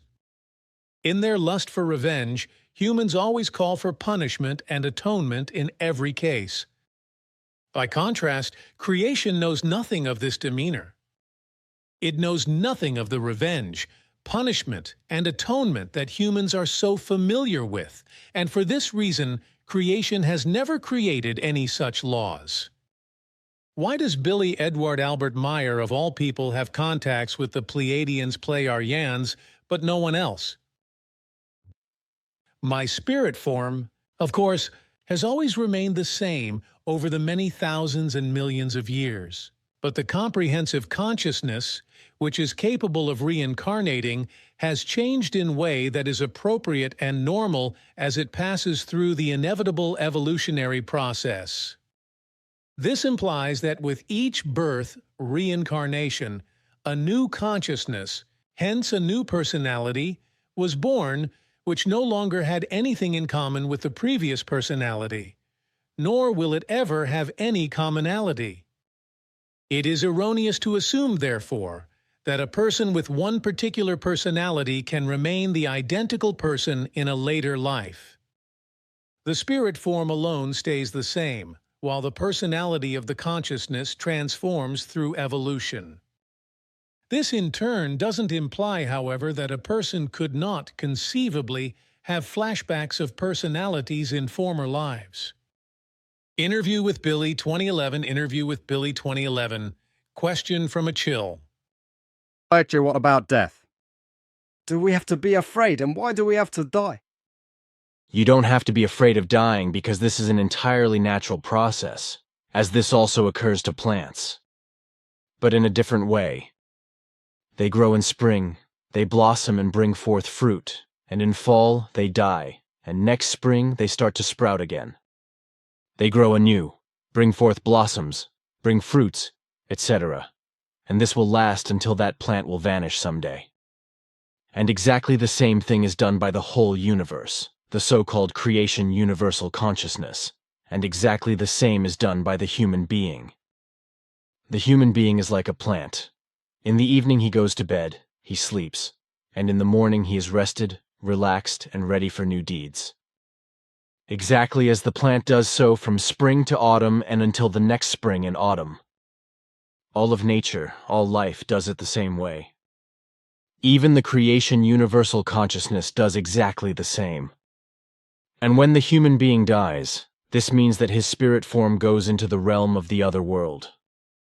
The old personality which had lived in the material body is dissolved by the so-called overall consciousness block, which belongs to the spirit form in the realm of the other world. And from it a new consciousness and a new personality are formed. And this new personality incarnates into a new human body when a new human being is born. At the 21st day after insemination, the new personality and the consciousness, together with the spirit form, enter the newly procreated body in the womb and thus enliven the new life form.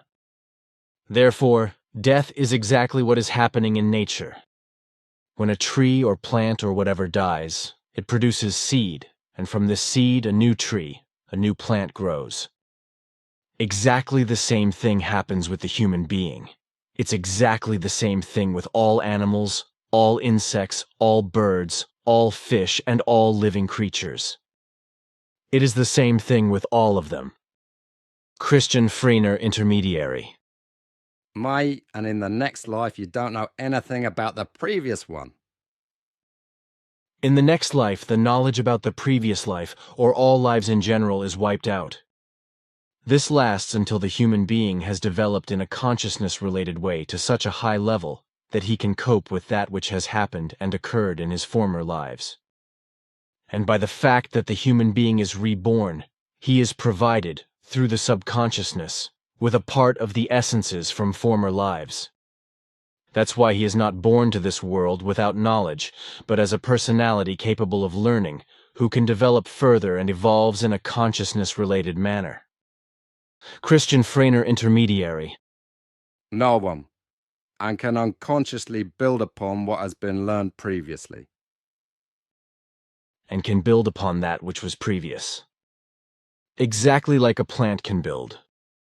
When the plant sprouts anew, it can build what has been left by the old plant, and that's the seed. Christian Freiner Intermediary. Or genetics in the plant, in that sense. Therefore, there's no reason to be afraid of dying? There is absolutely no reason to be afraid of dying. Christian Freiner Intermediary. And death. Because nothing is lost. The energy is not lost. Christian Freiner Intermediary. Correct. An introduction to the Spirit teaching. An introduction to the Spirit teaching, an important word. The yearning for certainty burns indelibly in every single human on earth, especially the certainty of being and the existence far beyond his terrestrial passing away, which man calls death. This certainty can become true for every single human being once he conquers his own ego. Truly, it is only the ego's haze that prevents envisioning the kingdom of true life, spiritualness, beyond the transformation of being and the passing on. Unfortunately, even now for many people, only the death of their physical body signifies the beginning of true life and the gradual, renewed radiance of the inner Sohar. However, in the next incarnation, the same situation may arise again through man's lack of knowledge in the previous life, if, at that time, he had not been arduously struggling and laboring for improvement. Man fears everything: the end of love, the death of a loved one, separation and reunion, and above all, the change from this plane of existence to the beyond.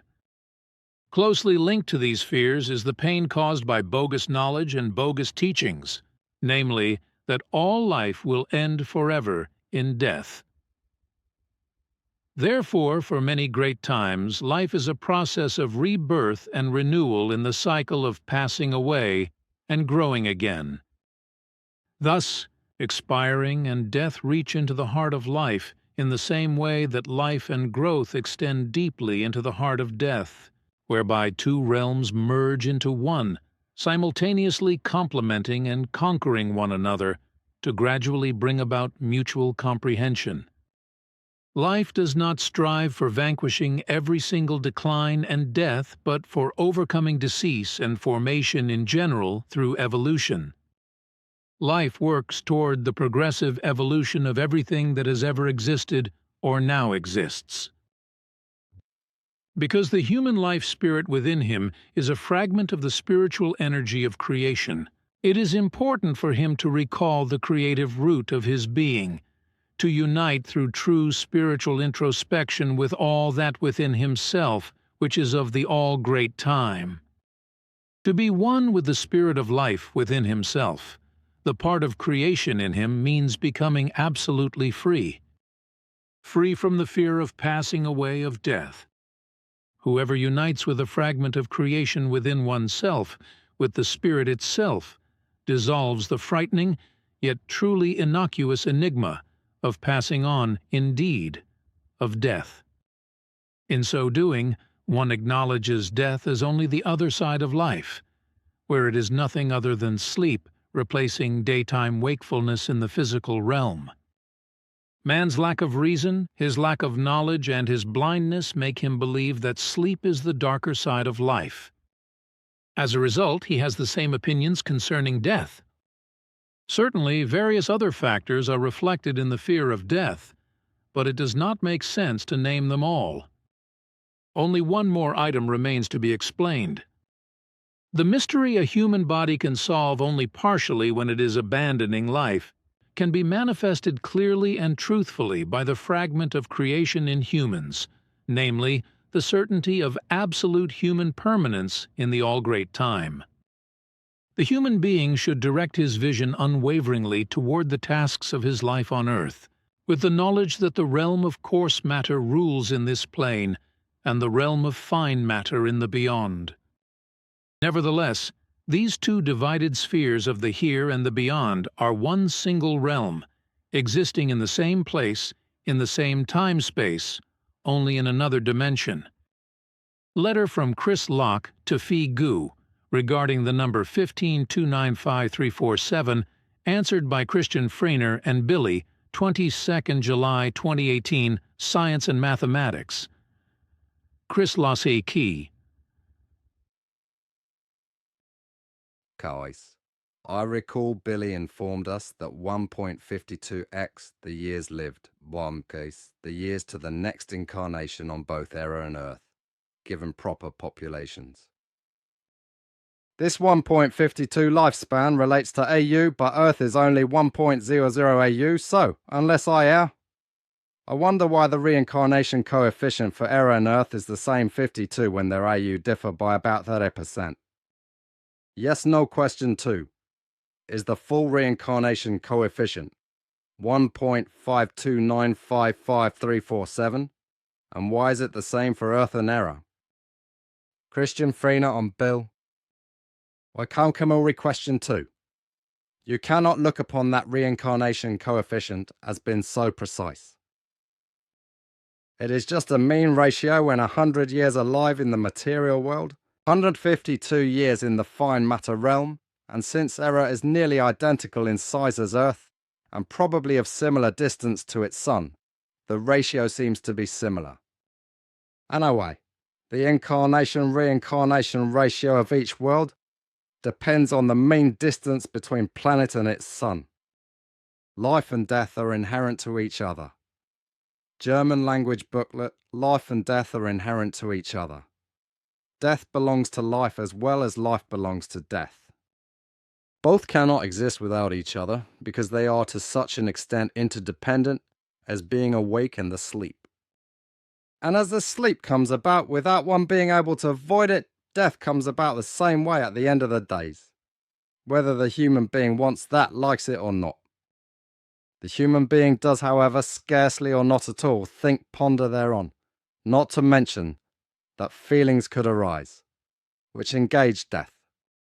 Thoughts on that account are even banished from consciousness, although it would be better to thoroughly reflect, think over that matter, in order to understand the true meaning of death, because thereby the meaning of life would also become clear. However, by no means is a thought and a feeling directed towards it, and that although the human being is daily confronted with devastating news of wars, crimes, accidents, murder and disasters, which claim thousandfold deaths, but hardly anyone considers that this death can also befall his or her own life. Quite obviously, many human beings appear to believe that death befalls only others, not, however, one's own self. That is, however, certainly not the case, and it is also not true, because all humans have the same material bodies, which are subject to the aging process and to transience, ephemerality, and also sooner or later die and fall prey to death. There is thereby naturally a big difference whether death takes place in a natural and unfortunate by accident way, or due to illness or through violence, but either way, it will be unavoidable for each individual human. The human should therefore always be mindful thereupon, to make up her his mind in thoughts and feelings, to deal with her himself of the fact of the unavoidable death, and that with regard to both the own person and the next, of kin and the fellow human beings in general. Through this reasonable thinking and through the therefrom developing controlled feelings, proceeds the certainty that death belongs to life as well as also to the inexorable, unstoppable evolution, the way also life belongs to the evolution and to the inevitable death. Therefore, death should never be pushed aside, but should rather be recognized, understood as a friend-hoshed comrade for our onwards life in the hereafter, the great beyond, which levels the path for a rebirth for the spirit form. Thus the human must look the fact of death in the face and recognize its meaning and purpose, and become conscious that only through death can a progress into a further life take place. The human must make her and himself familiar with death, which means more than only the dying of the material body. And actually, if one thoroughly thinks over life and death, as well as over dying and the meaning of life, which means conscious evolution, then the certainty of death is not difficult to understand. The universe is very old, but there is no organism consisting of a physical material body, neither of animal nor of human nature, which would be immortal. Immortal is indeed only the creative energy, from which all spirit forms of animal and human as well as of vegetable nature come into existence. It is also in the nature of the human body, which passes away or is transient, to be vulnerable and unsteady, and that no matter how this body is constituted, be it fat, thick or thin, beautiful or ugly. In any case, from birth on and through the whole life, the human ceaselessly moves towards dying and death, whereby nothing is able to avert it from the human. Also, wealth or poverty play no role for death, also no physical strength or weakness, no flattery and hypocrisy, no bribery, no praying and no swearing or any other things, which the human could invent in order to be able to escape from death. Death indeed makes no differences, and it gets all things. Beings. Yes, which is once born. If the human thinks about death, then in a certain way an uneasiness strikes him at first, from which he becomes restless, because he believes to recognize and to perceive something threatening at the beginning of his thoughts and feelings about death. This real reaction is, however, helpful, because it shows that death is in fact inevitably, and that it is everywhere and constantly present. Although indeed the human does not know the point of time of her or his death, at which it will strike life, he must nevertheless always have the certainty that life will inevitably take an end through death. Nobody knows when the last hour strikes for her, him, which can be already the next one, or perhaps also on the next day, in 1 week, in a month, or a year, in 1 decade, or in 3 or 4 decades. No human can guarantee her such himself, also not to her hash his next one, that he will still live the next night. The tiniest circumstance has already the power to cause that the Grim Reaper demands its right, and that the human must suddenly and unexpectedly leave the material world. The causes for it can be various, and lie even in the food, in the breathing air, or in the medicine, in poisons and all kinds of things, about which the human never thinks. Everything is finally possible, so that death prepares an end to life. For it does require no special request or rule, because death makes them for itself in each case. Although the human is surely able to determine which works he wants to create in her his life, and which type of love, knowledge and wisdom, as well as the type of peace, joy and of freedom he wants to develop and acquire for her himself, in a way which follows evolution, in order to fulfill the existence of his life. However, he has in the last instance no power to determine when death will reach for him. Even if the human commits suicide, he does not possess any power over it. For by the self-killing suicide, he avoids only the real time, which is fixed by death. Therefore, committing suicide becomes a fact of destruction and of cowardly escape from life, and from the exercising of one's responsibility towards life and towards death. If the human dies, then he loses his physical body with all its physical forces. In addition, he loses all dear to him human beings in life, her his family and friends, as well as all the acquaintances and other fellow human beings. She he must leave behind all her his possessions in the material world, as well as her his power and her his fame, as well as all her his abilities and possibilities. She he cannot carry anything forward in the other world, for in the dead realm exist no material things as in the world, in which the current life is lived. She he can be accompanied also by nobody, when she he the human passes from life into death. She he can take along no friends, no beloved ones, and no acquaintances. For in the realm of death exists only the energy of the spirit and the energy of the universal consciousness of creation. If the human dies, then she he must die alone, even if she he is accompanied by her, his beloved ones, friends and acquaintances on the path of dying. This is not death care, but rather only terminal care or end-of-life care, which, however, does not remove the being alone loneliness during death and dying. Terminal care is beautiful and good, but it changes nothing to the being alone loneliness during dying, because each human must go this path all alone, and nobody can, during the real dying, directly accompany her, him into the realm of death. The terminal care is thus only an outward material circumstance, which can express a material solidarity and so on, by which the dying one is able to, for instance, receive love and feel sense peace.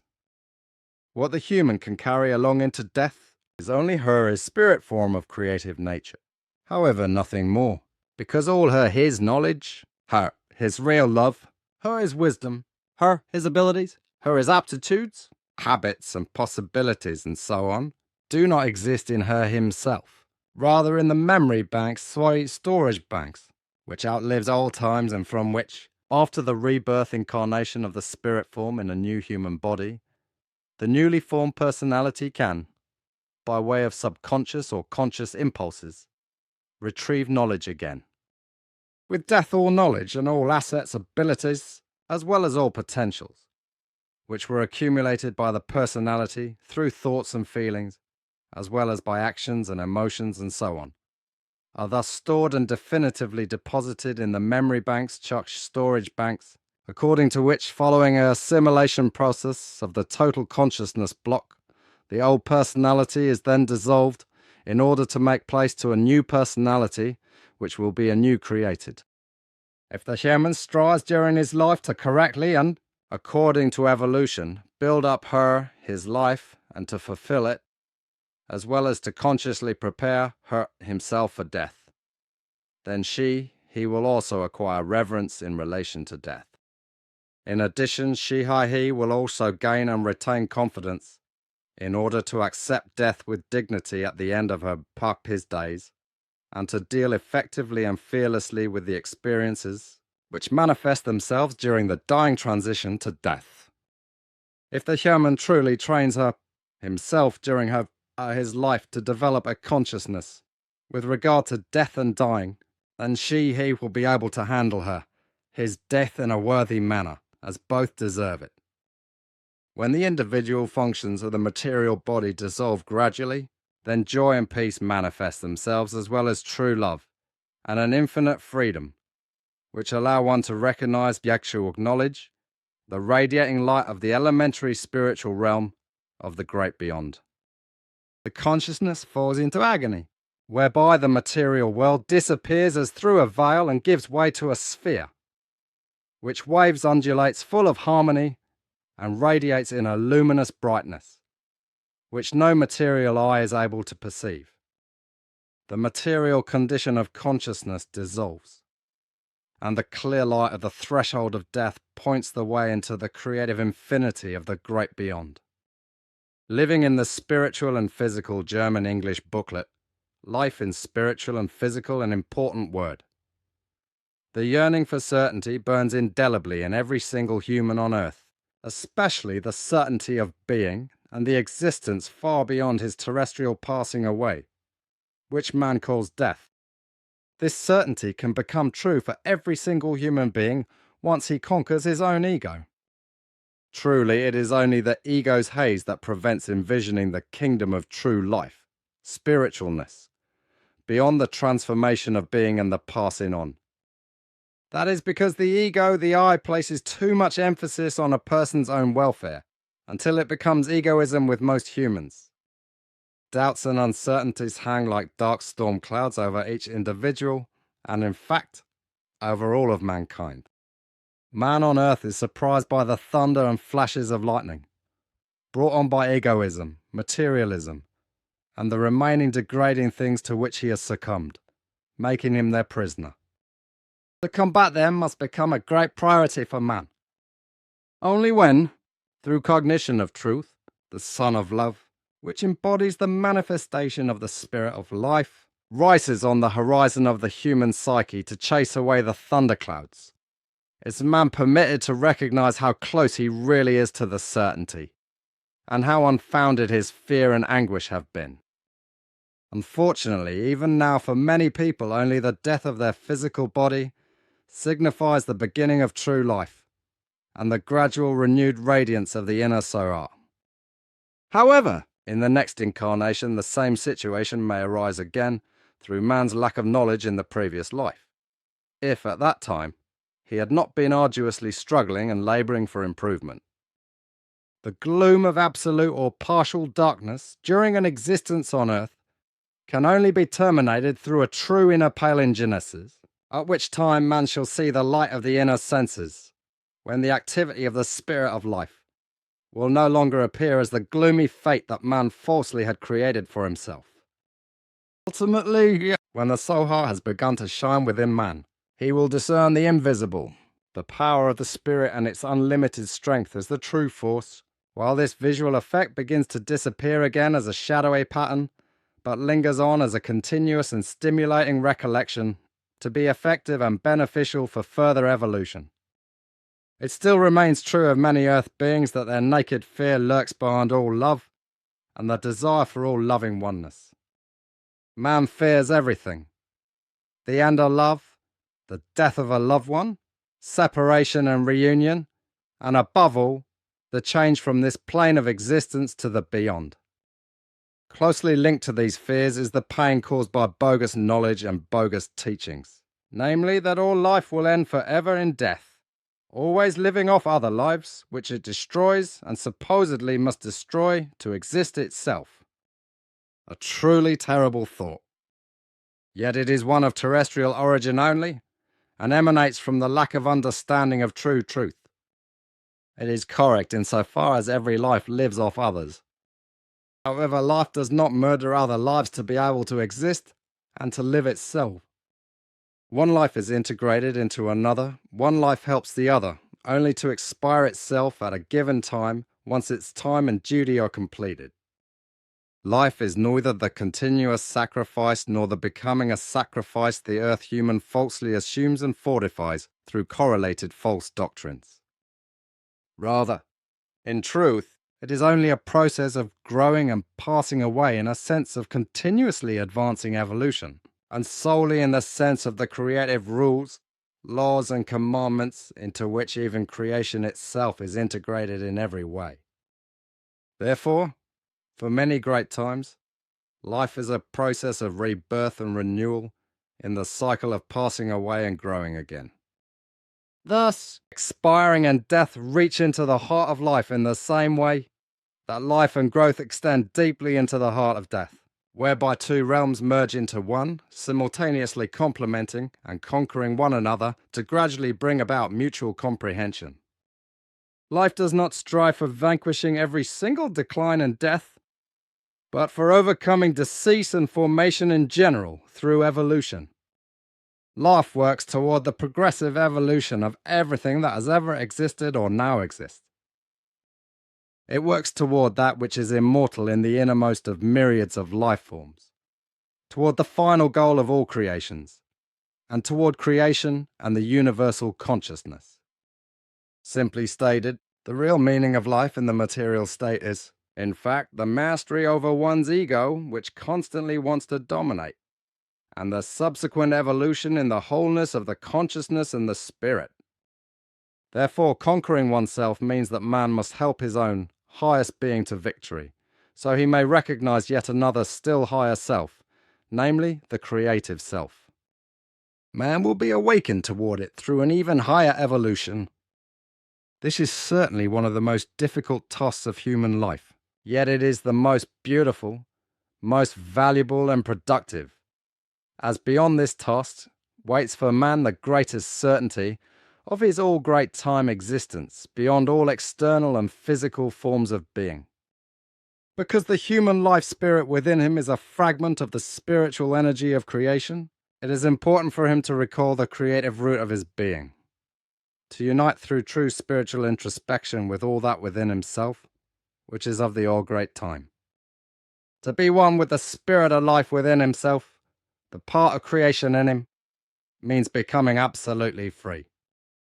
Free from the fear of passing away, of death. To be one with a fragment of the creative energy within also means recognition of the alter ego, the creative self, beyond the external human ego. It is certainly the greatest experience, but for an inwardly still unprepared person also, the most frightening one to encounter. To truly see and recognize oneself, one's own oldest ego, which reaches beyond all spheres and boundaries, floating past all senses into the all-great time regions of creation, which are beyond human comprehension. Whoever unites with a fragment of creation within oneself, with the spirit itself, dissolves the frightening, yet truly innocuous enigma of passing on, indeed, of death. In so doing, one acknowledges death as only the other side of life, where it is nothing other than sleep, replacing daytime wakefulness in the physical realm. Man's lack of reason, his lack of knowledge, and his blindness make him believe that sleep is the darker side of life. As a result, he has the same opinions concerning death.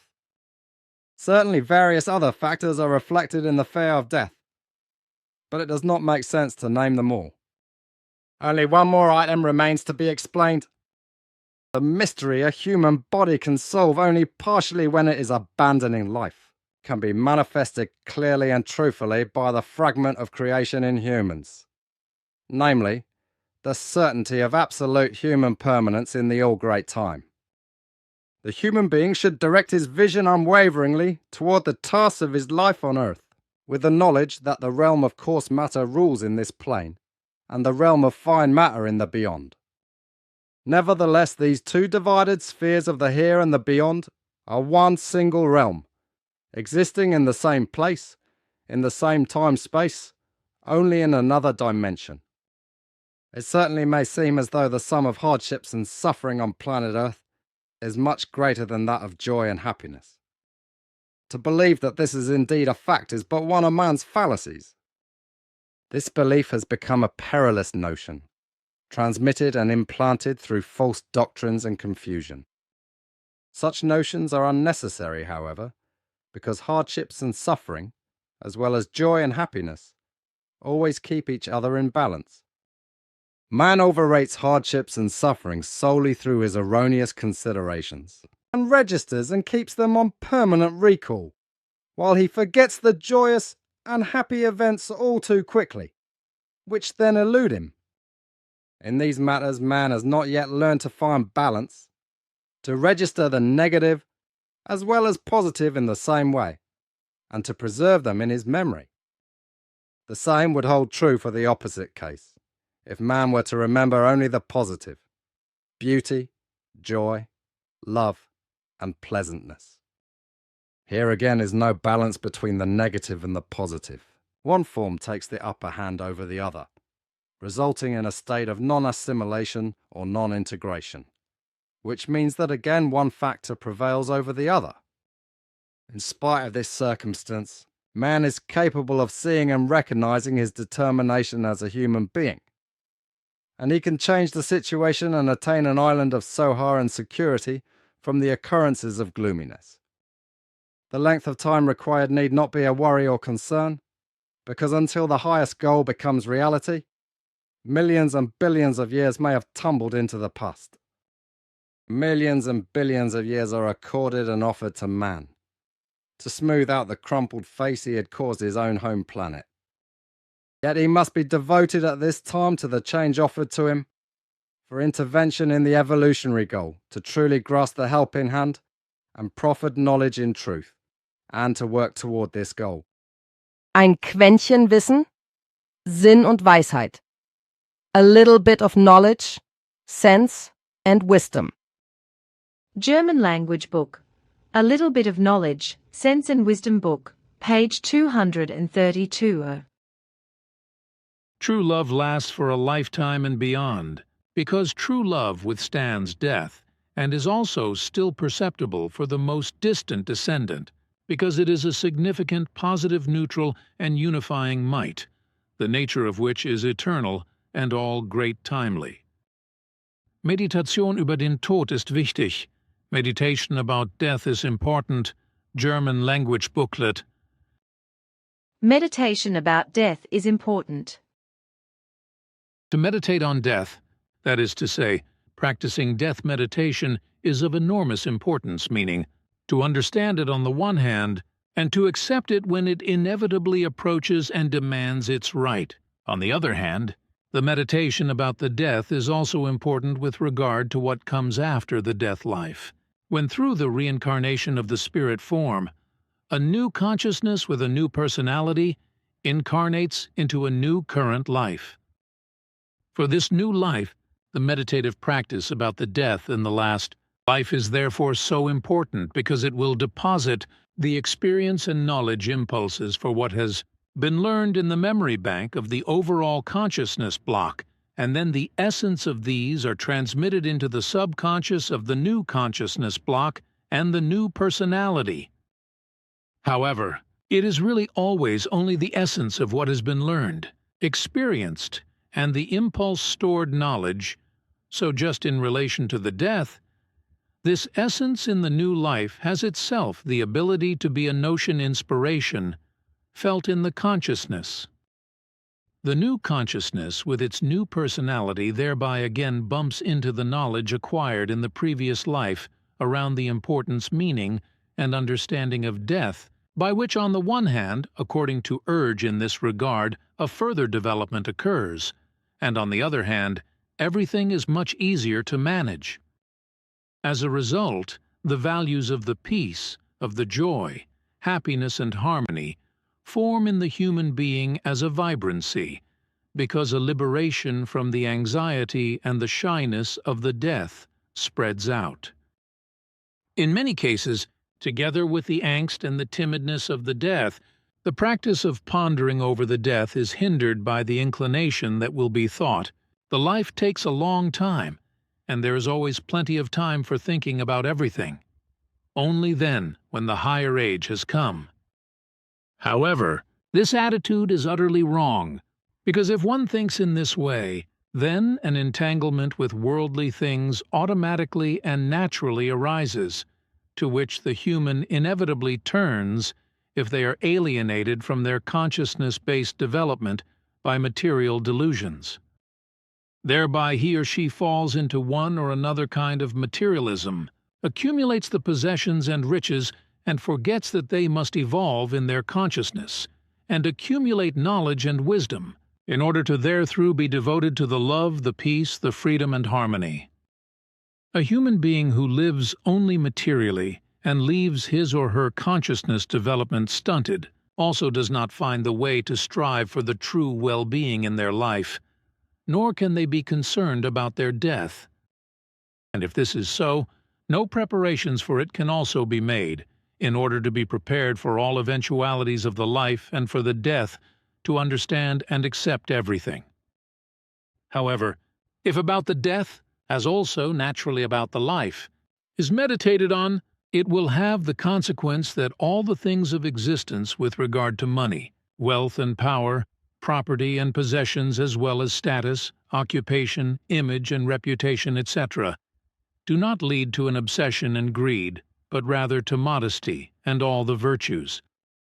Therefore, the meditation about the death also means that it is thus connected with doing justice to the demands of the life, and indeed because both factors, namely life and death, are inseparably connected with each other. Through the processing and the understanding of these things, a great energy is also developed, from which arises a wide-reaching power, through which the life can be formed and mastered, and which creates love, peace, freedom, harmony and joy, as well as happiness in the human being, which then everything is also carried to the outside. And not only that, because everything thus created deposits impulses into the storage banks of the otherworldly spirit-conditioned overall consciousness block. From out of this, a new consciousness with a new personality develops in the death life, whereby the essence of the stored is entered, that is to say, programmed, in order to become effective in the new human being, following the new birth together with the reincarnation of the spirit form, in the new human being. For every human being it is important and also very helpful to know that any good meditation about the death with regard to its understanding and acceptance has large benefits. However, the converse of not dealing with it brings great disadvantages. Every good death meditation inspires and leads to insightful and cognitive thoughts, which further the understanding and acceptance with regard to it and create inner peace and rest, where through each anxiety and shyness of the inevitable leaving out of the life, out of the thought and feeling world, gives way and dwindles. Meditatively, to work with the death itself means to intensively study carefully with it, consciousness and feeling-based, to analyze it, to understand and to esteem it as a factor for a new life with a new consciousness and a new personality. Every good meditation about the death opens the human being's senses with regard to the becoming aware of the effective truth regarding this, which also clearly and unequivocally shows that every human being must sooner or later leave the material world.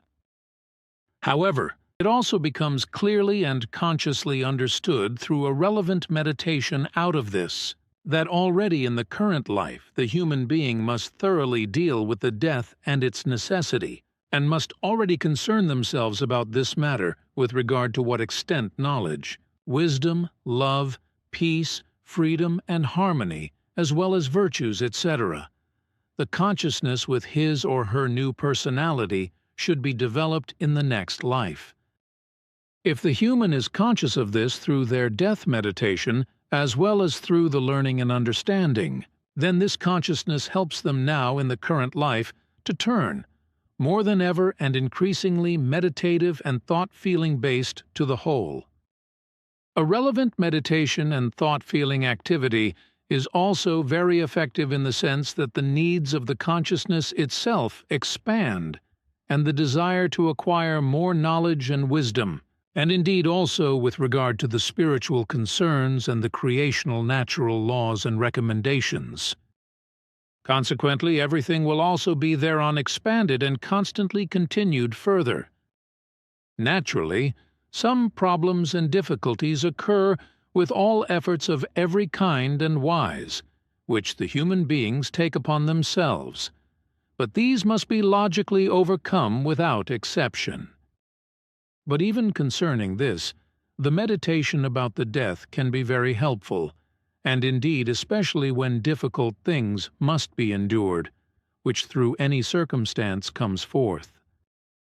And this fact of the helpfulness of the death meditation works further, also as encouragement and impulse out of this, that this meditation form ultimately leads to a clear understanding and acceptance of the inevitable change from life in the death life, and from this again into a new current life of a new consciousness with a new personality. In all phases of the current existence for the human being, the consciousness of death is of great importance, meaning, because through it becomes clear and understandable to them how valuable the life is in and of itself and generally actually is. As a result, one safeguards it to the best of their ability and capacity. And therefrom it follows that no efforts take place to consciously devote oneself to any unnecessary wise life-imperiling activities, for example, irrational extreme sports of all kinds, which are conducted only for an adrenaline rush, and wherein death can occur at any time through an unpredictable accident. To obtain the consciousness of death through a meditation about the death is for the human being thus of great importance, meaning, and also indispensable for the guidance of a correct life in accordance with the creational natural laws and recommendations.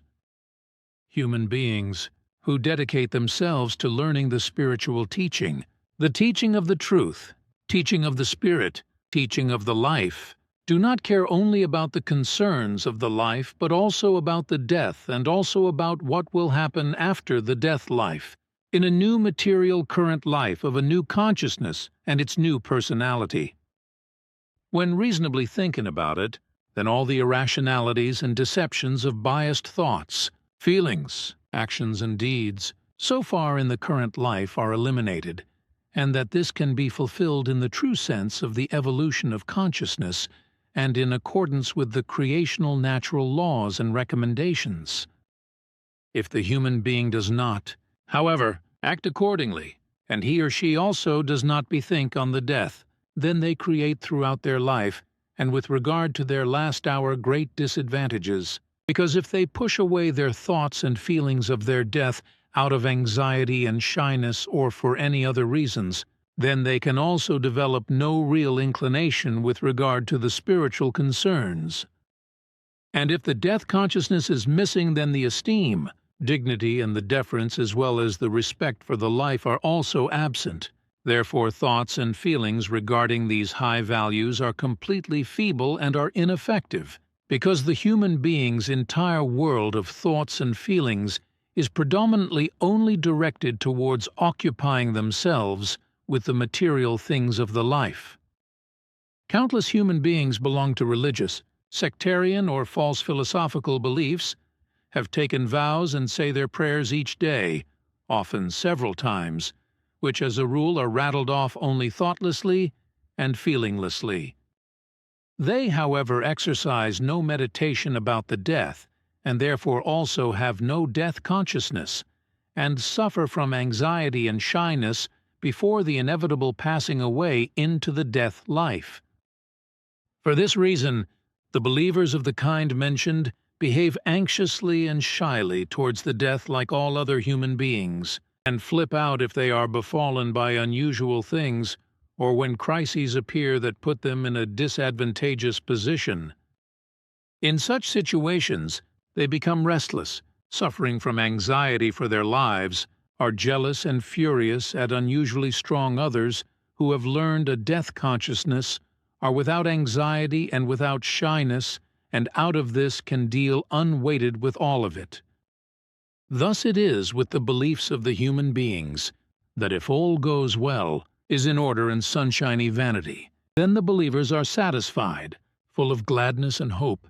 But when their faith is challenged and tested through a crisis, etc., then it fails in the human being, and its true nature of unknowledgeness, its doubts and uncertainties, as well as the anxiety and hopelessness comes to light.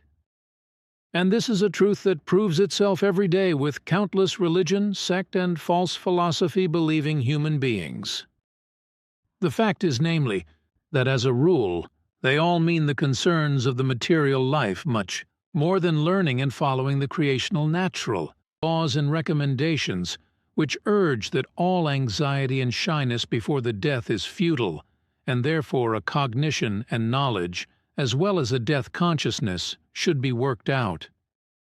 However, very many believers are obsessed with material riches, by their reputation and status, as well as the fact that they can run after any imaginable pleasure and luxury. Besides, they also do not shy away from pronouncing evil words, bringing lies and calumnies into the world and committing bad deeds and acts, and then in accordance with their beliefs, atoning for everything, and thus assuaging their guilty consciences in such a way as by providing shoes, food, useful everyday objects, and donating sums of money for other human beings who have fallen on hard times. However, they do not concern themselves about the death for their own person out of anxiety and shyness. Consequently, they also cannot build up a death consciousness, as well as neither the knowledge about the fact that after the death life, out of this, a new consciousness with a new personality comes forth. It is a fact that a human being who does not meditate over the death, and otherwise does not think about it, and does not care for anything else in this wise, is naturally not interested in life according to the creational natural laws and recommendations, and also not for the life after the death life, when a new human being with a new consciousness and with a new personality is born into existence. Such humans have little or no esteem at all for the creational natural laws and recommendations, as well as for all creational spiritual values, as they would rather be deceived in their thought and feeling world through belief-based empty phrases, irrationalities, confusions, and untruths. Hence they are a source of calamity, of pain, of lovelessness, of unpeace, of joylessness and unfreedom, of malice, dishonorableness, of hatred, of jealousy, peacelessness and revenge, as well as dignity, lessness, retribution, lying and disharmony, etc., and indeed for themselves as well as for the fellow humans. If the human being does not concern themselves of their dying and the death, because they simply do not want to deal with it and so banish the whole thing out of the thought and feeling world and forget it, then they turn all their attention primarily and inevitably to the material, their possessions and goods and chattels, their riches and prosperity as well as the pleasures, etc. This, however, leads to the fact that the human being neither builds up and obtains a compassion for themselves nor for the fellow human beings, nor can they live in real love, dignity, freedom, and harmony, as well as in peace with each other.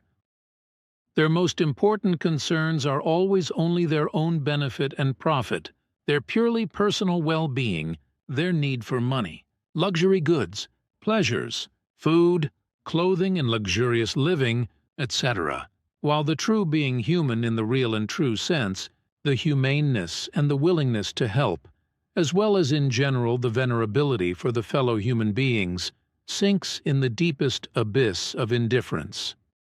These countless human beings are the ones who are confronted with all the opposite, which brings destructive and murderous world events of evil, disaster, wars, terror, jealousy, hatred of all kinds, as well as complete indifference, apathy, indolence, disinterest, obtuseness, and unconcern.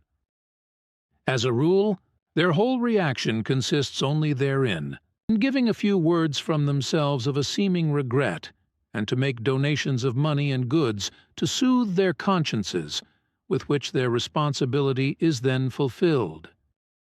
And all these human beings there are, with their pretense of goodness in the foreground, who do not hesitate to confront and to threaten others, to do harm and to deceive, if it offers them an opportunity, or if they simply deem it necessary.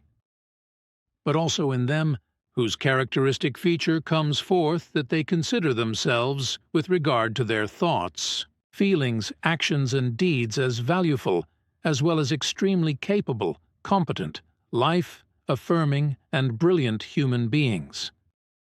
All these unworthinesses testify truthfully, however, to the fact that their broad-sightedness is very small, and is a sign that they are mentally, and thus also ideologically based and chair-actually, are not big enough to contemplate the effectiveness and the truth of the life and of the death. They are not broad-sighted enough to consider the life and the death from all necessary perspectives, and to practice both in a meditation about the life as well as in a meditation about the death.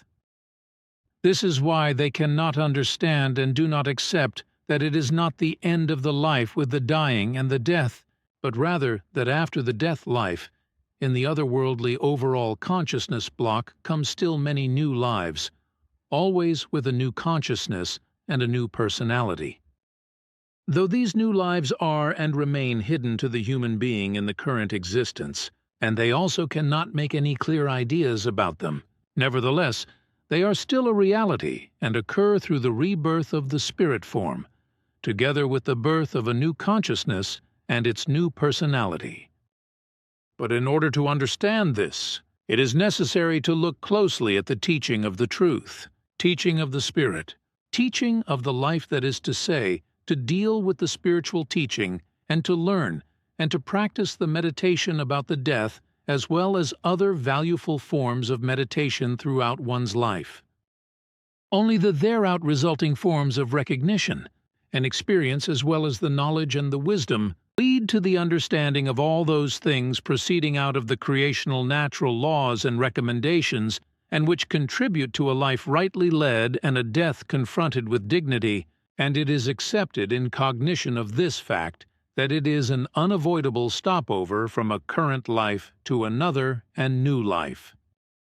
When the human considers the unpermanence of their life and therefore inevitably also the death, be it simply thought-feeling based or be it through meditation, then automatically certain regions of the consciousness itself begin to be interested for all consciousness-based and spiritual concerns, ways and goals.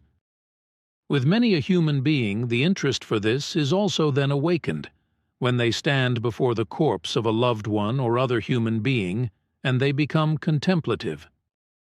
For many this then helps, that they begin to come to terms with the death and learn what it truthfully means. Therefore the urge to understand the passingness can arise due to these kinds of circumstances in one or another. Consequently, a turning towards meditation about the death takes place. This is extremely important because through this, the attentiveness from all the fleeting, that is to say, passing thoughts, feelings and things of material form, and senseless activities will be drawn off.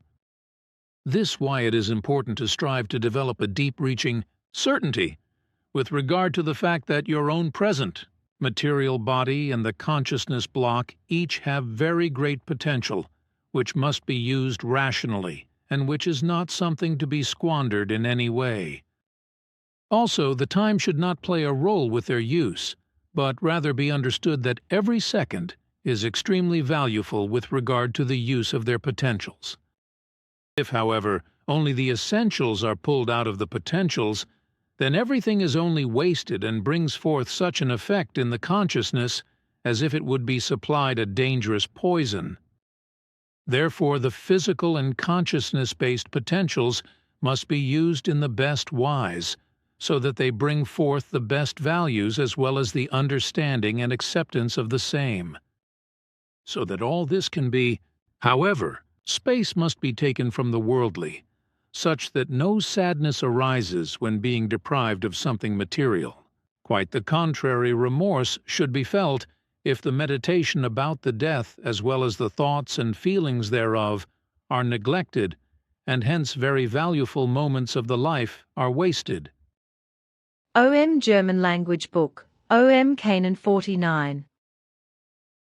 Yet when the human reaches death, the seer and knower in him, the spirit, cannot die, because as a fragment of the creation, it is of eternal duration.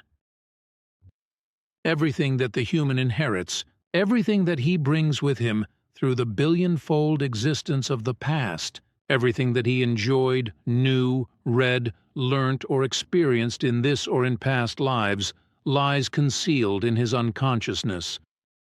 Philosophie des Lebens, Philosophy of Life, German language booklet, Philosophy of Life. What does the spiritual teachings teach? The spiritual teachings is not based on a belief, and also does not cultivate such. Therefore, there is also no belief in a paradise after death. Nor does it speak of a God who preaches love and at the same time cries for punishment in a vindictive and retaliation-addicted wise. The teaching of the Spirit explains that the human being lives his or her actual material life is integrated into a process of procreation, development, life, and death, and no longer exists after the passing death. In doing so, the human spirit form, that is to say the human part piece of the creation spirit, changes over into its realm of the other world, and dwells there in the so-called death life until rebirth. the consciousness and the personality escape into the realm of the other world of the overall consciousness, block created by the spirit form in which they are contained, and are dissolved by it into neutral energies, from which a new consciousness and a new personality are created by the overall consciousness block, which are then born together with the reincarnating spirit form. Fundamentally, the spiritual teachings explain that through the rebirth, that is to say, reincarnation of the spirit form, and the respective new emergence of new forms of the consciousness and personality, the eternity of life, so to speak, is given. This, however, is to be understood in the sense of the eternity of life with regard to the spirit, that is to say, of the spirit form, which remains for all great time and thus eternally existing, while the current form of the consciousness and personality only exist during one's actual, material life, are dissolved after the passing death of the body, and therefore cease to exist in order to make room for a new form of the consciousness and a new personality. This means that the essence of the life, the spirit, that is to say, the spirit form, lives on, whereas the physical body dies sometime and has to be replaced sometime in the future for the rebirth of the spirit form, as well as for the new consciousness and the new personality. This makes it clear that the erroneous, long-established teaching has no validity, which claims that a rebirth of the same consciousness and the same personality takes place, because truthfully, only the spirit of the human being, that is to say, his or her spirit form of creational nature, is capable of reincarnation, not, however, the consciousness or the personality. And equally, the teaching also clearly explains that the creational human spirit form is solely and exclusively able to be reborn again in a human material body, but never in bodies of any other form of life, such as in animals. Wiedergeburt, Leben, Sterben, Tod und Trauer, Reincarnation, Life, Dying, Death and Mourning, German language book, website summary, English translation by Diepel translator. Death belongs to life just as life belongs to death. Both cannot exist without each other, because they are so dependent on each other like the wakefulness and the sleep. And just as sleep occurs without man being able to escape it, so death also occurs at the end of days, whether man wants it or not. Stumme Andacht, das Altwerden, der falsche Weg, silent devotion. Aging, the wrong way, German language booklet, silent devotion. Naturally, I know that the hour of passing away will strike one day, but I calmly await this time because I know that I have carried out my life in steady youthfulness and to the best possible extent, to the fulfillment of the creational laws and directives, and with that, also the evolution of the consciousness. Thus, death will overtake me despite the aging of the body in consciousness-related youthful strength, with the certainty that I have regretted not a second of my life. Die Geisteslehre, the spiritual teaching, German language, booklet, the spiritual teaching booklet, and it is taught that man has to prepare himself consciously to face death at the end of his time, and that the end of the lifetime comes unchangeably and is inevitable. Talmud Emmanuel Chapter 5 The Talmud of Emmanuel. Sermon on the Mount. Over the course of incarnations you shall train your spirit and your consciousness and allow them to develop to perfection, so that you become one with creation. Chapter 26. About suicide. The determination of the laws is as follows. The human being shall live his or her life to its end, so that in this way he or she closely relatively fulfills relatively absolutely fully develops his or her spirit consciousness. Every guilt and every mistake is a pathway to the recognition through which the spirit, the consciousness, closely relatively fulfills absolutely fully develops itself. But if the human being escapes from guilt or a mistake by killing himself or herself, he or she then also flees from cognition and responsibility. Therefore, in the next life, the new self, new personality, must, making up for lost time, learn and recognize and thus take responsibility for it. Chapter 34. The Talmud of Emmanuel. Creation. Emmanuel preached powerfully, saying, "Behold, creation stands above humanity, above God and above everything." It appears to be perfect by human comprehension, but this is not so.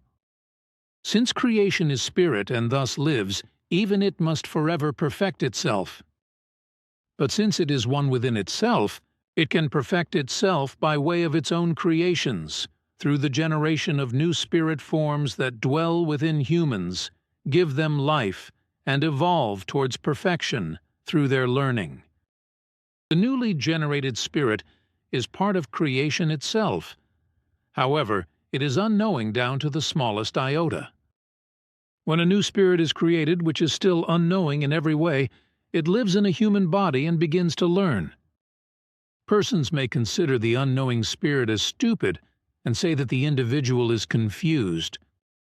But it is not, because it is only unknowing and devoid of knowledge and wisdom. Thus may this new spirit live a life within a human being in order to gather knowledge. Then, when this spirit enters the beyond, it is no longer as unknowing as it was at the time of its beginning. And it returns into the world and lives again as a human being, but is no longer quite as unknowing as it was at its beginning. Again it learns and gathers further knowledge and new wisdom, and thereby increasingly escapes from ignorance. So, after many renewed lives, the time comes when people say that this spirit is normal and not confused. But this is neither the end of the spirit nor its fulfillment, because having become knowing, the spirit now seeks the greatest wisdom. Thus, the human spirit perfects itself so extensively that it unfolds in a creational manner and ultimately becomes one with creation, as it was destined from the earliest beginning. Thus, creation has brought forth a new spirit, allowing it to be perfected independently in the human body. The perfected spirit returns to creation to become one with it, and in this manner creation perfects itself within itself, for in it is the knowledge and wisdom to do so. Die Lehre Kelch der Wahrheit und allgemein Geisteslehre.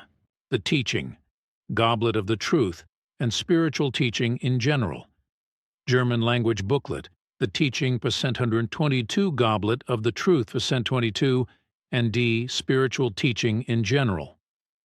Therefore, the teaching teaches not only the relationship between the human being and the creational natural laws, as well as the necessity of following them, but also the behavior with respect to the secular things and secular jurisdiction. And it is clearly and distinctly taught that there is no sin and no karma, because if the human being wants to learn effectively, errors must be made, because only through these he or she truthfully recognizes what is right or wrong. Therefore, when he or she makes errors and recognizes them, then he or she can resolve them. Consequently, he or she becomes free of the wrong in this manner and therewith punishes his or her own false action. That he or she then must atone for it in the next life through a corresponding karma or in hell proves itself as blatant religious and sectarian nonsense. A telepathic transmission from Arahat Athersata, Wednesday, 12th May 1976, 09. 11 telepathic transmission from Arahat Athersat. There has been the question about the pros or cons of contact with life forms of a nature beyond, which are the spirit forms of the dead according to human values, and which are in the realms of a spiritual level. The question is to be answered with all clarity with a comprehensive no, because such contacts should not try to be cultivated in the form of invocations and incantations, which is called after earthly sense as incantation of the dead and spiritism. The human being on earth has his task to fulfill his evolution, but so also the forms on the other side have their task to fulfill. If, however, they were disturbed by invocations and incantations, then their evolution would be hindered and strongly impaired. So would it also be the case if the earthly man from the other worldly realms were harassed in the same way. The human being on earth should be aware of the fact that a form of life that has changed from this world to the hereafter has no more knowledge in the hereafter than it has acquired in material life, so consequently it would not be able to transmit any higher values of knowledge or higher truths. A form of life on the other side would therefore only be able to reproduce what it contained in itself as a material form of life in terms of knowledge or ignorance. But it is certainly not her own in the realm of the afterlife to be able and allowed to call the concerns of the afterlife to the terrestrial human being, so that descriptions of realms beyond can never take place, neither from the sphere itself nor from the forms of life. Beyond life forms themselves never appear in the material world, not even for conditional evolutionary reasons, or which might be connected with reconnecting concerns to certain living earthmen or certain material things which might be of significance to them. For if they have gone away from the earth realm, earthly life is accomplished and overcome for them. Consequently, there must be no habituation in the beyond realms, as is unrealistically assumed by earthmen. Gedanken zu sorgen im Gestern, Heute und Morgen, ein Leben nach dem Tod. Thoughts about worries of yesterday, today, and tomorrow, a life after death? German language booklet. Thoughts about worries of yesterday, today, and tomorrow, a life after death. The question of whether there is a life after death, in the form of a reincarnation, contains more serious pondering moments than are initially recognizable in that first instance. Only the fact of whether a person is sure or not that a life exists after death determines his attitude toward life. If a person knows about his life after death, then he behaves completely differently than someone who doesn't know about reincarnation and believes that their life ends with death, or at least is irrevocably over after the last day. A person who knows about life after death cultivates a completely different attitude to life than a person who does not know about reincarnation or rejects it. The one who knows about life after death cultivates a decisive sense of personal responsibility and ethics, as well as of the duty of being human and of the personal evolution. It is the person's duty to have compassion toward his fellow human beings and all creatures. But a person who is not aware of life after death hardly ever thinks about the consequences of his thoughts, feelings, and actions. And exactly this fact leads to the factor that man as an individual as well as in society is almost exclusively fixed on short-term results, which are not promising for the future in the form that a truly long-term success exists. Evolution in the sense of a future-reaching and creationally just progress could emerge. In this fact, there is also the deeper reason for all brutality and superficiality rampant among men, as well as the will of man to place himself above others and exploit them, to maltreat, rape, enslave, and subjugate them, in order to live rulingly in power and glorify himself, without sincere compassion for his neighbor, an honest compassion that has become so rare among men of the earth. Man is always the result of how he thought, felt, acted, and lived, and so man will one day be the result of how he thinks, feels, acts, and lives. If man wants to understand his present life, then he considers his past lives lived through, and if man wants to recognize his future life, then he considers his present way of life. Stimme der Wassermannszeit Nunua. 143, Voice of the Aquarian Age Nunyer. Secretary. Conception, consciousness and personality of the human being consciousness evolution. When the egg and sperm unite through the act of procreation, the consciousness and personality do not enter the fertilized egg, which is contrary to what occasionally is wrongly taught. The fact is that during the 3 weeks after fertilization, the formless embryo grows as a tiny natural impulse-based pure instinct body. On the 21st day, the embryo is then spiritually animated when the spirit form reincarnates into the embryo, along with the consciousness and personality, which incarnate through the comprehensive consciousness block. So the spirit form and the comprehensive consciousness block's created part, the consciousness and personality, become the self of the conceived life form as its inseparable part.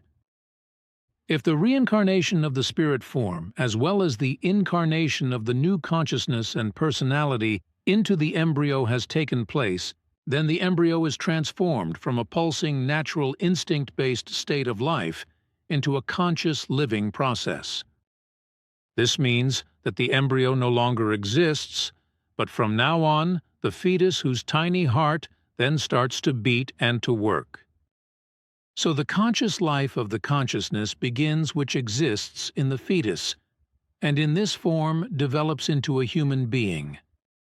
The essential material components of the growing fetus come from both parents, but the forms of the spirit and of the comprehensive consciousness block, the consciousness and personality, have nothing to do with the material components, since they are of a completely different nature, which the human being is incapable of influencing and determining. Reichtum der Gewaltlosigkeit und tiefgreifende Geisteslehre-Auslegungen, wealth of the non-Gewalt and profound spiritual teaching, interpretations, German language booklet, wealth of the non-Gewalt and profound spiritual teaching interpretations. The spiritual teaching is way and fulfillment in the current and in the new life. Thereby it should be kept in mind that all that is learnt, understood and brought to success in the current life is deposited in the storage bank of the otherworldly overall consciousness block and is transferred as essence into the subconsciousness of the new consciousness block and its new personality. This essence of everything learnt is given to the new life of the next consciousness block and its new personality to take with it in the subconsciousness as a decisive foundation, through which the fundamental form of the character, of the consciousness, of the personality, and of the memory, and so forth, are created. In this manner, the new human being, with his or her new consciousness block and its new personality, is also able to continue with his or her evolution in his or her new life, where it was ended in the last life through the death. The law of creational natural causality, that is to say, of cause and effect, arises in this respect also, namely, in the form that the last evolutive state of the previous life attains the effect that, in the next life of the new consciousness and its personality, there can be further evolution on a decisively higher state than was possible in the previous life. Gewichtige Worte zum Tod, weighty words about death, German language booklet. Weighty words about death. When death ends life, nobody knows. Unfortunately, it is very probable that death triggers anxiety, alarm, and displeasure for many human beings, precisely because they do not concern themselves with it throughout their lives and are constantly afraid to face it in their world of thoughts and feelings. They also do not understand that everyone must go alone, driven forward through the creational natural law of becoming and passing and becoming again, which distinctly applies to each individual human being and also to any other life form, regardless of which genus and kind. Every human being's body must stay behind after the occurrence of the death, whilst the spirit form and the consciousness block sink into their determined realms of the other world, and the spirit form further evolves in its realm. However, the consciousness block dissolves itself into neutral energy in the realm of the overall consciousness block, and this neutral energy forms into a new consciousness block with a new personality, in order to be born anew, together with the rebirth of the spirit form, as is presented and explained in the spiritual teaching. And the new consciousness block with the new personality is only influenced by everything which was acquired, by means of and based in knowledge and wisdom in the preceding life, and stored in the storage bank of the overall consciousness block by means of and based in impulse. Consequently, in death life nothing else helps than that which was acquired and lived in regard to knowledge and wisdom and everything in relation to love, peace, freedom, and harmony, and other high values, and which was deposited in the storage of the overall consciousness block through the consciousness. Everything else expires, so therefore also no material values would be of importance in any shape and form. If the dying process is considered, then it arises from this that the life slowly escapes from the material body by means of the slow dwindling and by finally completely dissolving all energy and its power. If the human being familiarizes himself or herself with the fact of this process during his or her life, then he or she will cope with it when the whole thing really comes about and death approaches. And if certain values are created during the life, through meditation by means of and based in the thoughts and feelings also about love, and feelings for the next one in relation to one's own person, as well as in regard to others, then a confidence in one's own world of thoughts and world of feelings also emerges, from which the understanding of the perishability of life also arises, and this becomes understood and accepted. Just including the perishability of life in the practices of an appropriate meditation helps very much in order to correctly understand the life, the dying, and the death, and to be able to readily accept it when it takes life as its toll, and therewith paves the way for a new life after the death life. However, if the human being believes that the current material life is only a uniqueness, and that everything is finished with the death, he or she is deceived very much. Actually, the fact of further life after the death must be considered, whereby further lives are not only a possibility, but rather a truth which cannot be invalidated and must be accepted. The spirit form subsists for eternity and is creationally naturally directed towards living through innumerable lives in material bodies and evolving through the knowledge work and wisdom work of the respective consciousness block. On the other hand, the consciousness block and its personality are perishable and subject to the developmental change of becoming, passing and becoming again, whereby, however, in each new life, also a new consciousness block with a new personality arises, which no longer have anything to do with the old and deceased forms.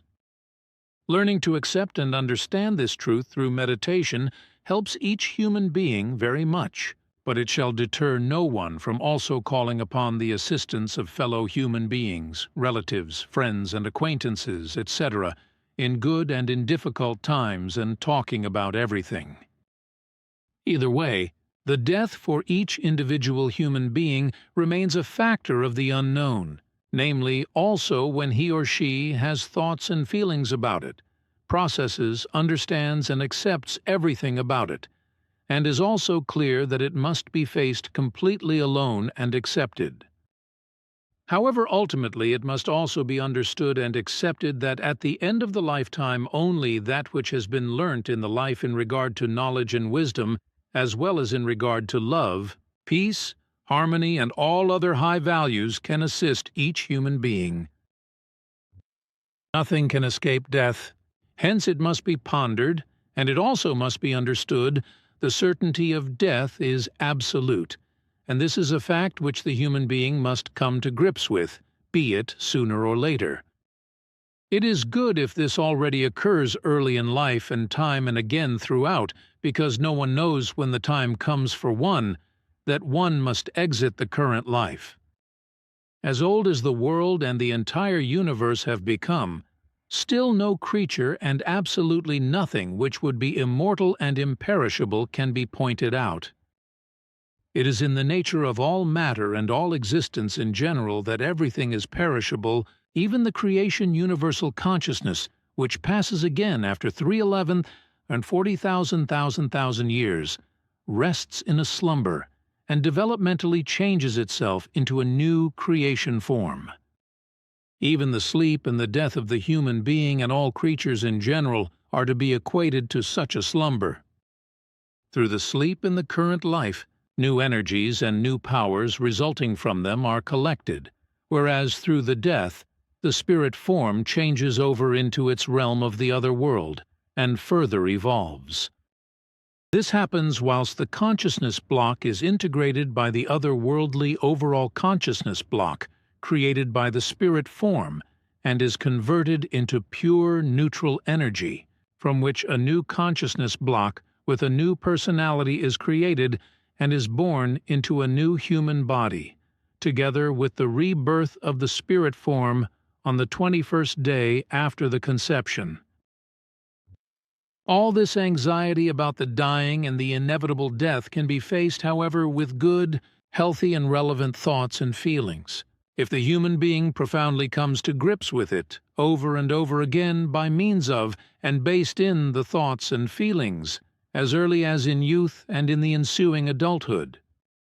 The thoughts and feelings about dying and death can be processed thereby in a very good and valuable form through a relevant meditation, whereby neither an uncalmness in the thoughts and feelings nor a discomfort arises, just as the absolutely inevitable constitutes no threat any more.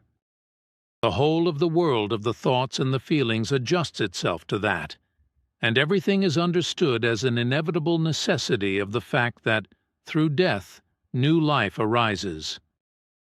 The death, also described as death life, is like a deep sleep in the realm of the other world of the overall consciousness block, namely, in relation to a developmental change into a new life, into a new consciousness and a new personality, and therewith into a new human life. Each death is preceded by a dying, be it slowly, quickly, or suddenly, and each human being must submit to this completely alone, because everyone dies on his or her own, namely even when dear relatives or friends, etc., are present at the passing. No other human being can accompany another into the death, rather can only stand by a dying one in end-of-life care. So also nothing material can be given to take into the death, because when the human being changes over into it, everything coarse substantial passes away for him or her in seconds. In the storage banks of one's own otherworldly overall consciousness block, however, all essence of one's love, one's knowledge and one's wisdom is stored by means of and based in impulse in a fine fluidal form. Consequently, nothing of one's values regarding this is lost, in fact, not for all times. With the emergence of a new consciousness and its new personality, it is then also the essence of these stored tendencies and potentialities which enters them. Thereby, the new human being can develop, that is to say, further evolve himself or herself in his or her new life by means of and based in love, knowledge, and wisdom, where the old consciousness with its personality has ceased to learn and to exist because of the occurrence of death. By extensively granting oneself a training during one's life in relation to the life and dying as well as concerning death, and also educating oneself in all necessary knowledge, understanding and following of the natural creational laws and recommendations consciously and in a far-reaching form, one can also develop an awareness for the inevitable dying process. Thereby the understanding and acceptance emerges for the fact that all elements of the material body gradually dissolve after its passing, and that, when the last breath is taken, the spirit form, up until its reincarnation, escapes into its otherworldly realm, and the consciousness block with its personality irreversibly escapes into the otherworldly realm of the overall consciousness block. If this is understood, then the human being is also capable of dealing with the particular phases of dying and of the death life. Consequently, the clear light of death is also recognized and accepted when it inevitably approaches and takes the life as its toll. When the consciousness state finally expires, then this is exactly the threshold which is crossed into the death. However, before this happens, if a normal dying takes place, a death throe state occurs, which corresponds to a dying phase and is a preliminary stage of the exodus letalis, in other words, the death with reduced life processes. With this process, the life functions of the consciousness expire slowly, and at the end the death eventuates as a collapse of the integrated organ system, namely, the combined organ system as a whole. The end of the life is therefore an irreversible loss of function of the brain, as well as the respiratory, circulatory, and central nervous systems. If a human being is very proficient in higher meditation practices, then he or she can realize the individual phases of his or her own dying process through his or her own proficient attentiveness and live through them consciously and linger in serenity. Unfortunately, this is possible for only few human beings because they are not far enough advanced regarding knowledge, wisdom, and meditation, which is why each individual in general is advised to preserve a clear consciousness as long as possible during the first phases of the dying process and still tend to and maintain the best possible clear thoughts and feelings of the love and of the feelings for others. This makes the whole of the dying process very much easier and helps entering into the intermediate state of life and death without anxiety and without fear, and peacefully giving oneself over to the inevitable. Life and death are a oneness. There is no life without death and no death without life, because death is a component of life, just as life is a component of death. Neither a living human being nor another creature can escape death, and it matters not whether this is wanted or not.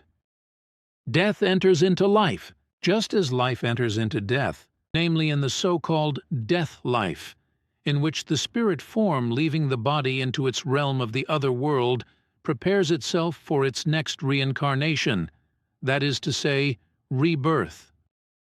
This happens whilst the consciousness block with its personality passes and is dissolved into pure neutral energy, from which a new consciousness block with a new personality develops, in order to then be born together with the reincarnation of the spirit form. It is of immense importance for the human being to know this, because from this he or she can grasp that it is necessary to concern himself or herself, by means of and based in the thoughts and feelings, not only with life, rather also with death, in order to understand the sense of it all. It is fundamentally necessary that the actuality in relation to death is not banished from the thoughts and feelings, rather that the human being devotes himself or herself to the endeavor of understanding it and its sense. Contact Report 866. What is also to be said concerns the human being's memory, which has nothing to do with the fact that all knowledge is stored in the creation life energy block, for the purely material functions of the brain are designed to store the life memory factors, and as a whole form the memory of the living body, that is to say, of the whole organism, as well as the high and low values of character, behavior, ethics, and morals, etc. These values, which are formed through education and self-education, and thus through learning, and which are stored in the material brain as values as well as unvalues, determine the earthly being of the human being, thus the wise of his behavior and his bodily memory. This is separated from the creation life energy, which stores in itself the learned real and true knowledge, and inexorably expands it when it works through occupation in the form of consciousness in a next personality. What is thereby stored in the creation life energy itself corresponds to a creation energy memory, which exclusively stores only the evolutionary values. Consequently, the new personality is not burdened by its consciousness in any negative form, and can develop further according to the given state of the given knowledge of consciousness. What is decisive, however, with regard to further evolution is the measure and the kind of education and the absolutely indispensable self-education. Your detailed answer actually concerns a very important factor of the creation energy theory. That is so, and it is, after all, my task to teach this to the human beings of the earth. Explained by the Billy Meier contacts, mysteries, myths, legends, conspiracy theories, historical inaccuracies, and more. Compiled by David Chance, revised October 18, 2023. Death penalty, capital punishment, see also murder.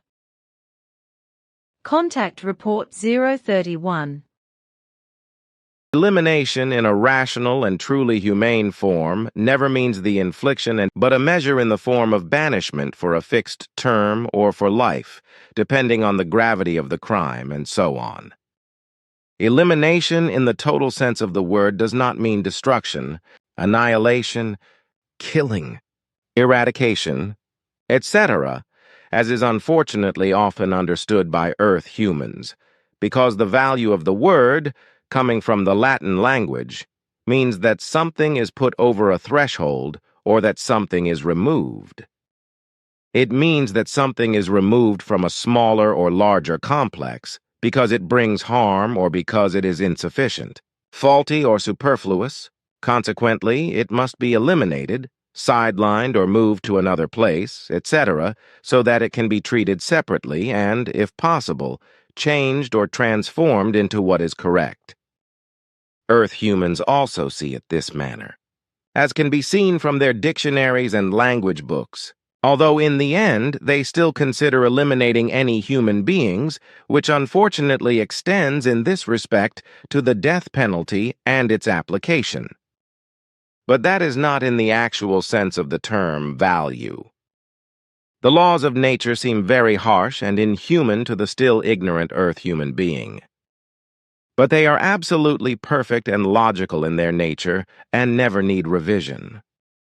At the present time, the human beings of Earth cry out for humanism, but they do not understand the meaning of their cry and of the word humanism.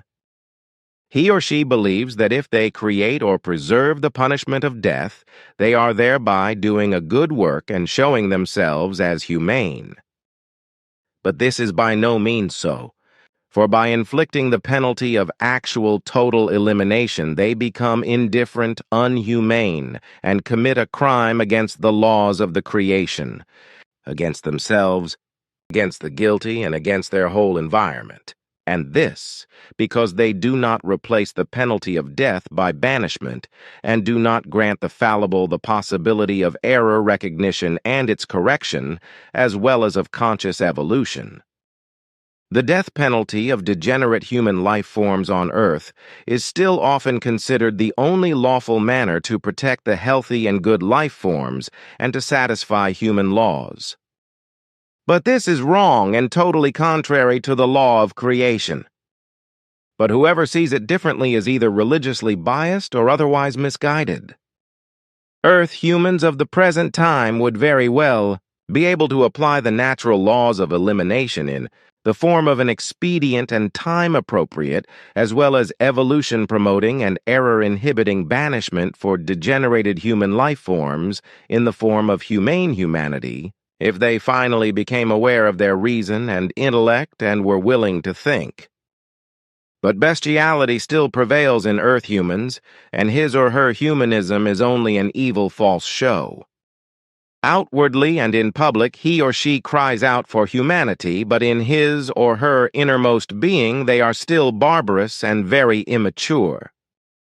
The Earth human being deceives himself or herself and cries out in offense for vindication when he or she is reproached for their merely feigned humanism, which they often display publicly through demonstrations. This humanism, however, is nothing but a sham, a lie, and a deception. The Earth human being cries out indignantly when accused of this lie and deception of merely feigned humanism, for they don't want to acknowledge or see the truth. He or she speaks of peace and love and doesn't know what it is all about. just as he or she doesn't know what humanism is all about. He or she speaks great words and believes himself or herself justified by them, but they kill without hesitation when they believe themselves to be in danger, or they kill without hesitation on an order. And once he or she has killed, all his or her good intentions quickly vanish, and the slumbering bestiality within him or her breaks through with tremendous violence. Earth humans have experienced this again and again up to the present day. Just think of the wars and revolutions of modern times. Where can real humanism still be found? Or does he or she perhaps think that terror and criminal acts of violence, bombings, religious wars such as in Ireland and Palestine, assassinations, and many other horrible things are humane? Or does he or she perhaps think of humanity when he or she goes out into the streets and demonstrates, even if this may be done peacefully and without murder and manslaughter? Nowhere is humanity to be found, also not in a peaceful demonstration. Everything is only lies and deceit, malicious deception and self-importance, with the sense of wanting to make oneself better than the human beings of the earth really are. But this is only because he or she has not yet perceived himself or herself, and consequently still lies to himself or herself. If he or she really wanted to practice self-knowledge and act in humanity, he or she would take hold of the spiritual teaching in order to finally find the truth and try to act accordingly.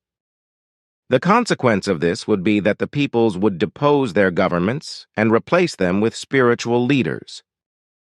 Through earth humans, then, who would know, rule, and honor the truth and the natural and creational laws, whereby they would govern the earth and all human beings unselfishly and in correct form. But chaos still prevails on earth, and so also the punishment of total elimination of life. I have already said that earth humans are already capable of correctly carrying out the punishment of the elimination of their time, according to time-given and evolutionary banishment, if only they would become aware of reason and intellect. Nature herself would give him or her a recognizable example to create the necessary laws and carry out their application.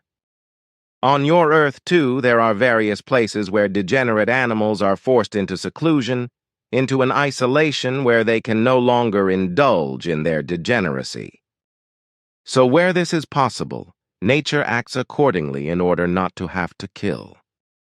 Earth humans are offered the same possibilities, even more so than is possible for nature, because the human being's lack of understanding has restricted their freedom. In your oceans, you have large islands which you can usefully employ for the banishing elimination of degenerates. Create certain zones from these islands and deport the degenerates there for a time, or, if necessary, for the duration of their lives. In this manner, these elements will be eliminated from your ranks without you having to apply the penalty of death. However, in doing so, separate female and male life forms from each other on different islands, so that they cannot see each other during the rest of their lives and also cannot reproduce. But give them all the necessary means to ensure the evolution of the spirit and consciousness. However, secure everything to such an extent that never a human being thus eliminated can ever return to society unauthorized. Also, do not provide them with technical aids, but provides for them only in respect of health and food and the necessary means of spiritual and consciousness evolution. On the whole, however, let them work for themselves on their islands, so that they have to earn their living by the work of their hands. You should only give them the bare necessities, then you will do the correct thing. Contact Report 863 A Billy. 1949, in the Pentateuch and Exodus. 2. The human-invented commandments can be found. But the best religious joke is made in the Bible with Genesis 9, Luther Bible, whoever sheds the blood of man, his blood shall also be shed by man. For God made man in his image. For there the imaginary, and alleged God immediately vehemently contradicts the thou shalt not kill. Namely by shedding the blood of human beings vengefully, and executing and killing the human being who himself has killed. This contradiction has spread all over the earth since ancient times and gave birth to the death penalty, which has since been used in practically all countries of the earth, and is still practiced today in various states in a fanatical religious and vindictive manner, especially by religious believers and sect followers. Furthermore, the stupid and primitive claim of lies that God made human beings in his image is so ridiculous, as a justification, that the blood of a human being must also be demanded if the human being in question has shed human blood.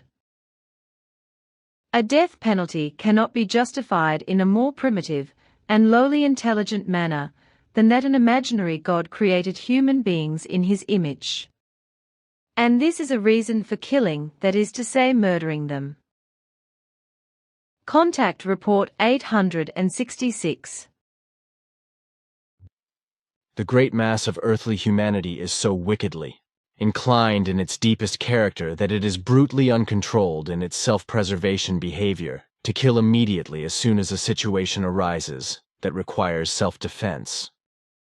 In the majority of Earth humans, the perception of responsibility for life and the development of their character is anchored in such a way that they immediately resort to violence and killing as soon as a situation of self-defense arises. As a rule, unfortunately, through the upbringing of the legal guardians and as a result of the lack of self-education, life-appropriate learning is not learned at all or only in a half-value way, or even less, as a result of which the character is not formed rightly. Thus, all of the character's life importance lies completely unworked, is given over to bad moods, uncontrolled and wrong thoughts, as well as the bad feelings that arise from them and the bad and evil emotions that also result from them, which in turn give rise to bad feelings.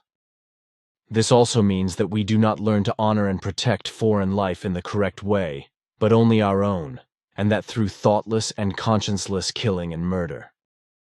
In doing so, however, many kinds of justifications and appearances come into play, but all of them are null and void, for there is never an acceptable reason for killing, that is to say, murdering a human being.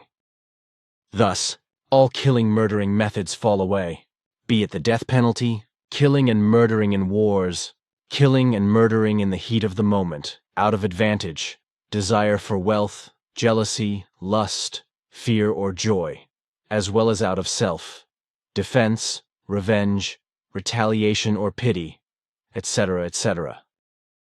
But this is precisely what human beings do not learn through the education they receive, or through their self-education, that they should never kill and murder under any circumstances, because everything and anything should always and normally be regulated in life-affirming logic, with a clear mind and the highest reason. But only a vanishingly small minority of the Earth's human beings do this. True human beings who really deserve this designation with regard to true human beinghood, as well as human beings who are consciously on the path to true human beinghood, and seriously strive to become true human beings and not to kill and not to murder, but to protect life. Just as what has been said so far applies to human beings, it also applies with regard to the behavior of human beings towards animals, creatures, fish, and living beings of all genera and species in general. Of course, these are and have been since time immemorial part of the food for human beings, but these meat suppliers should be appreciated and treated accordingly and not desecrated and tortured, and this also when it becomes unavoidable that their lives are ended. The correct thing would be for the human beings of Earth to at last endeavor to feed themselves in an acceptable natural way, and if it must be meat, that it should be artificially and wholesomely produced, so that animals and creatures and other life forms, etc., need not be slaughtered.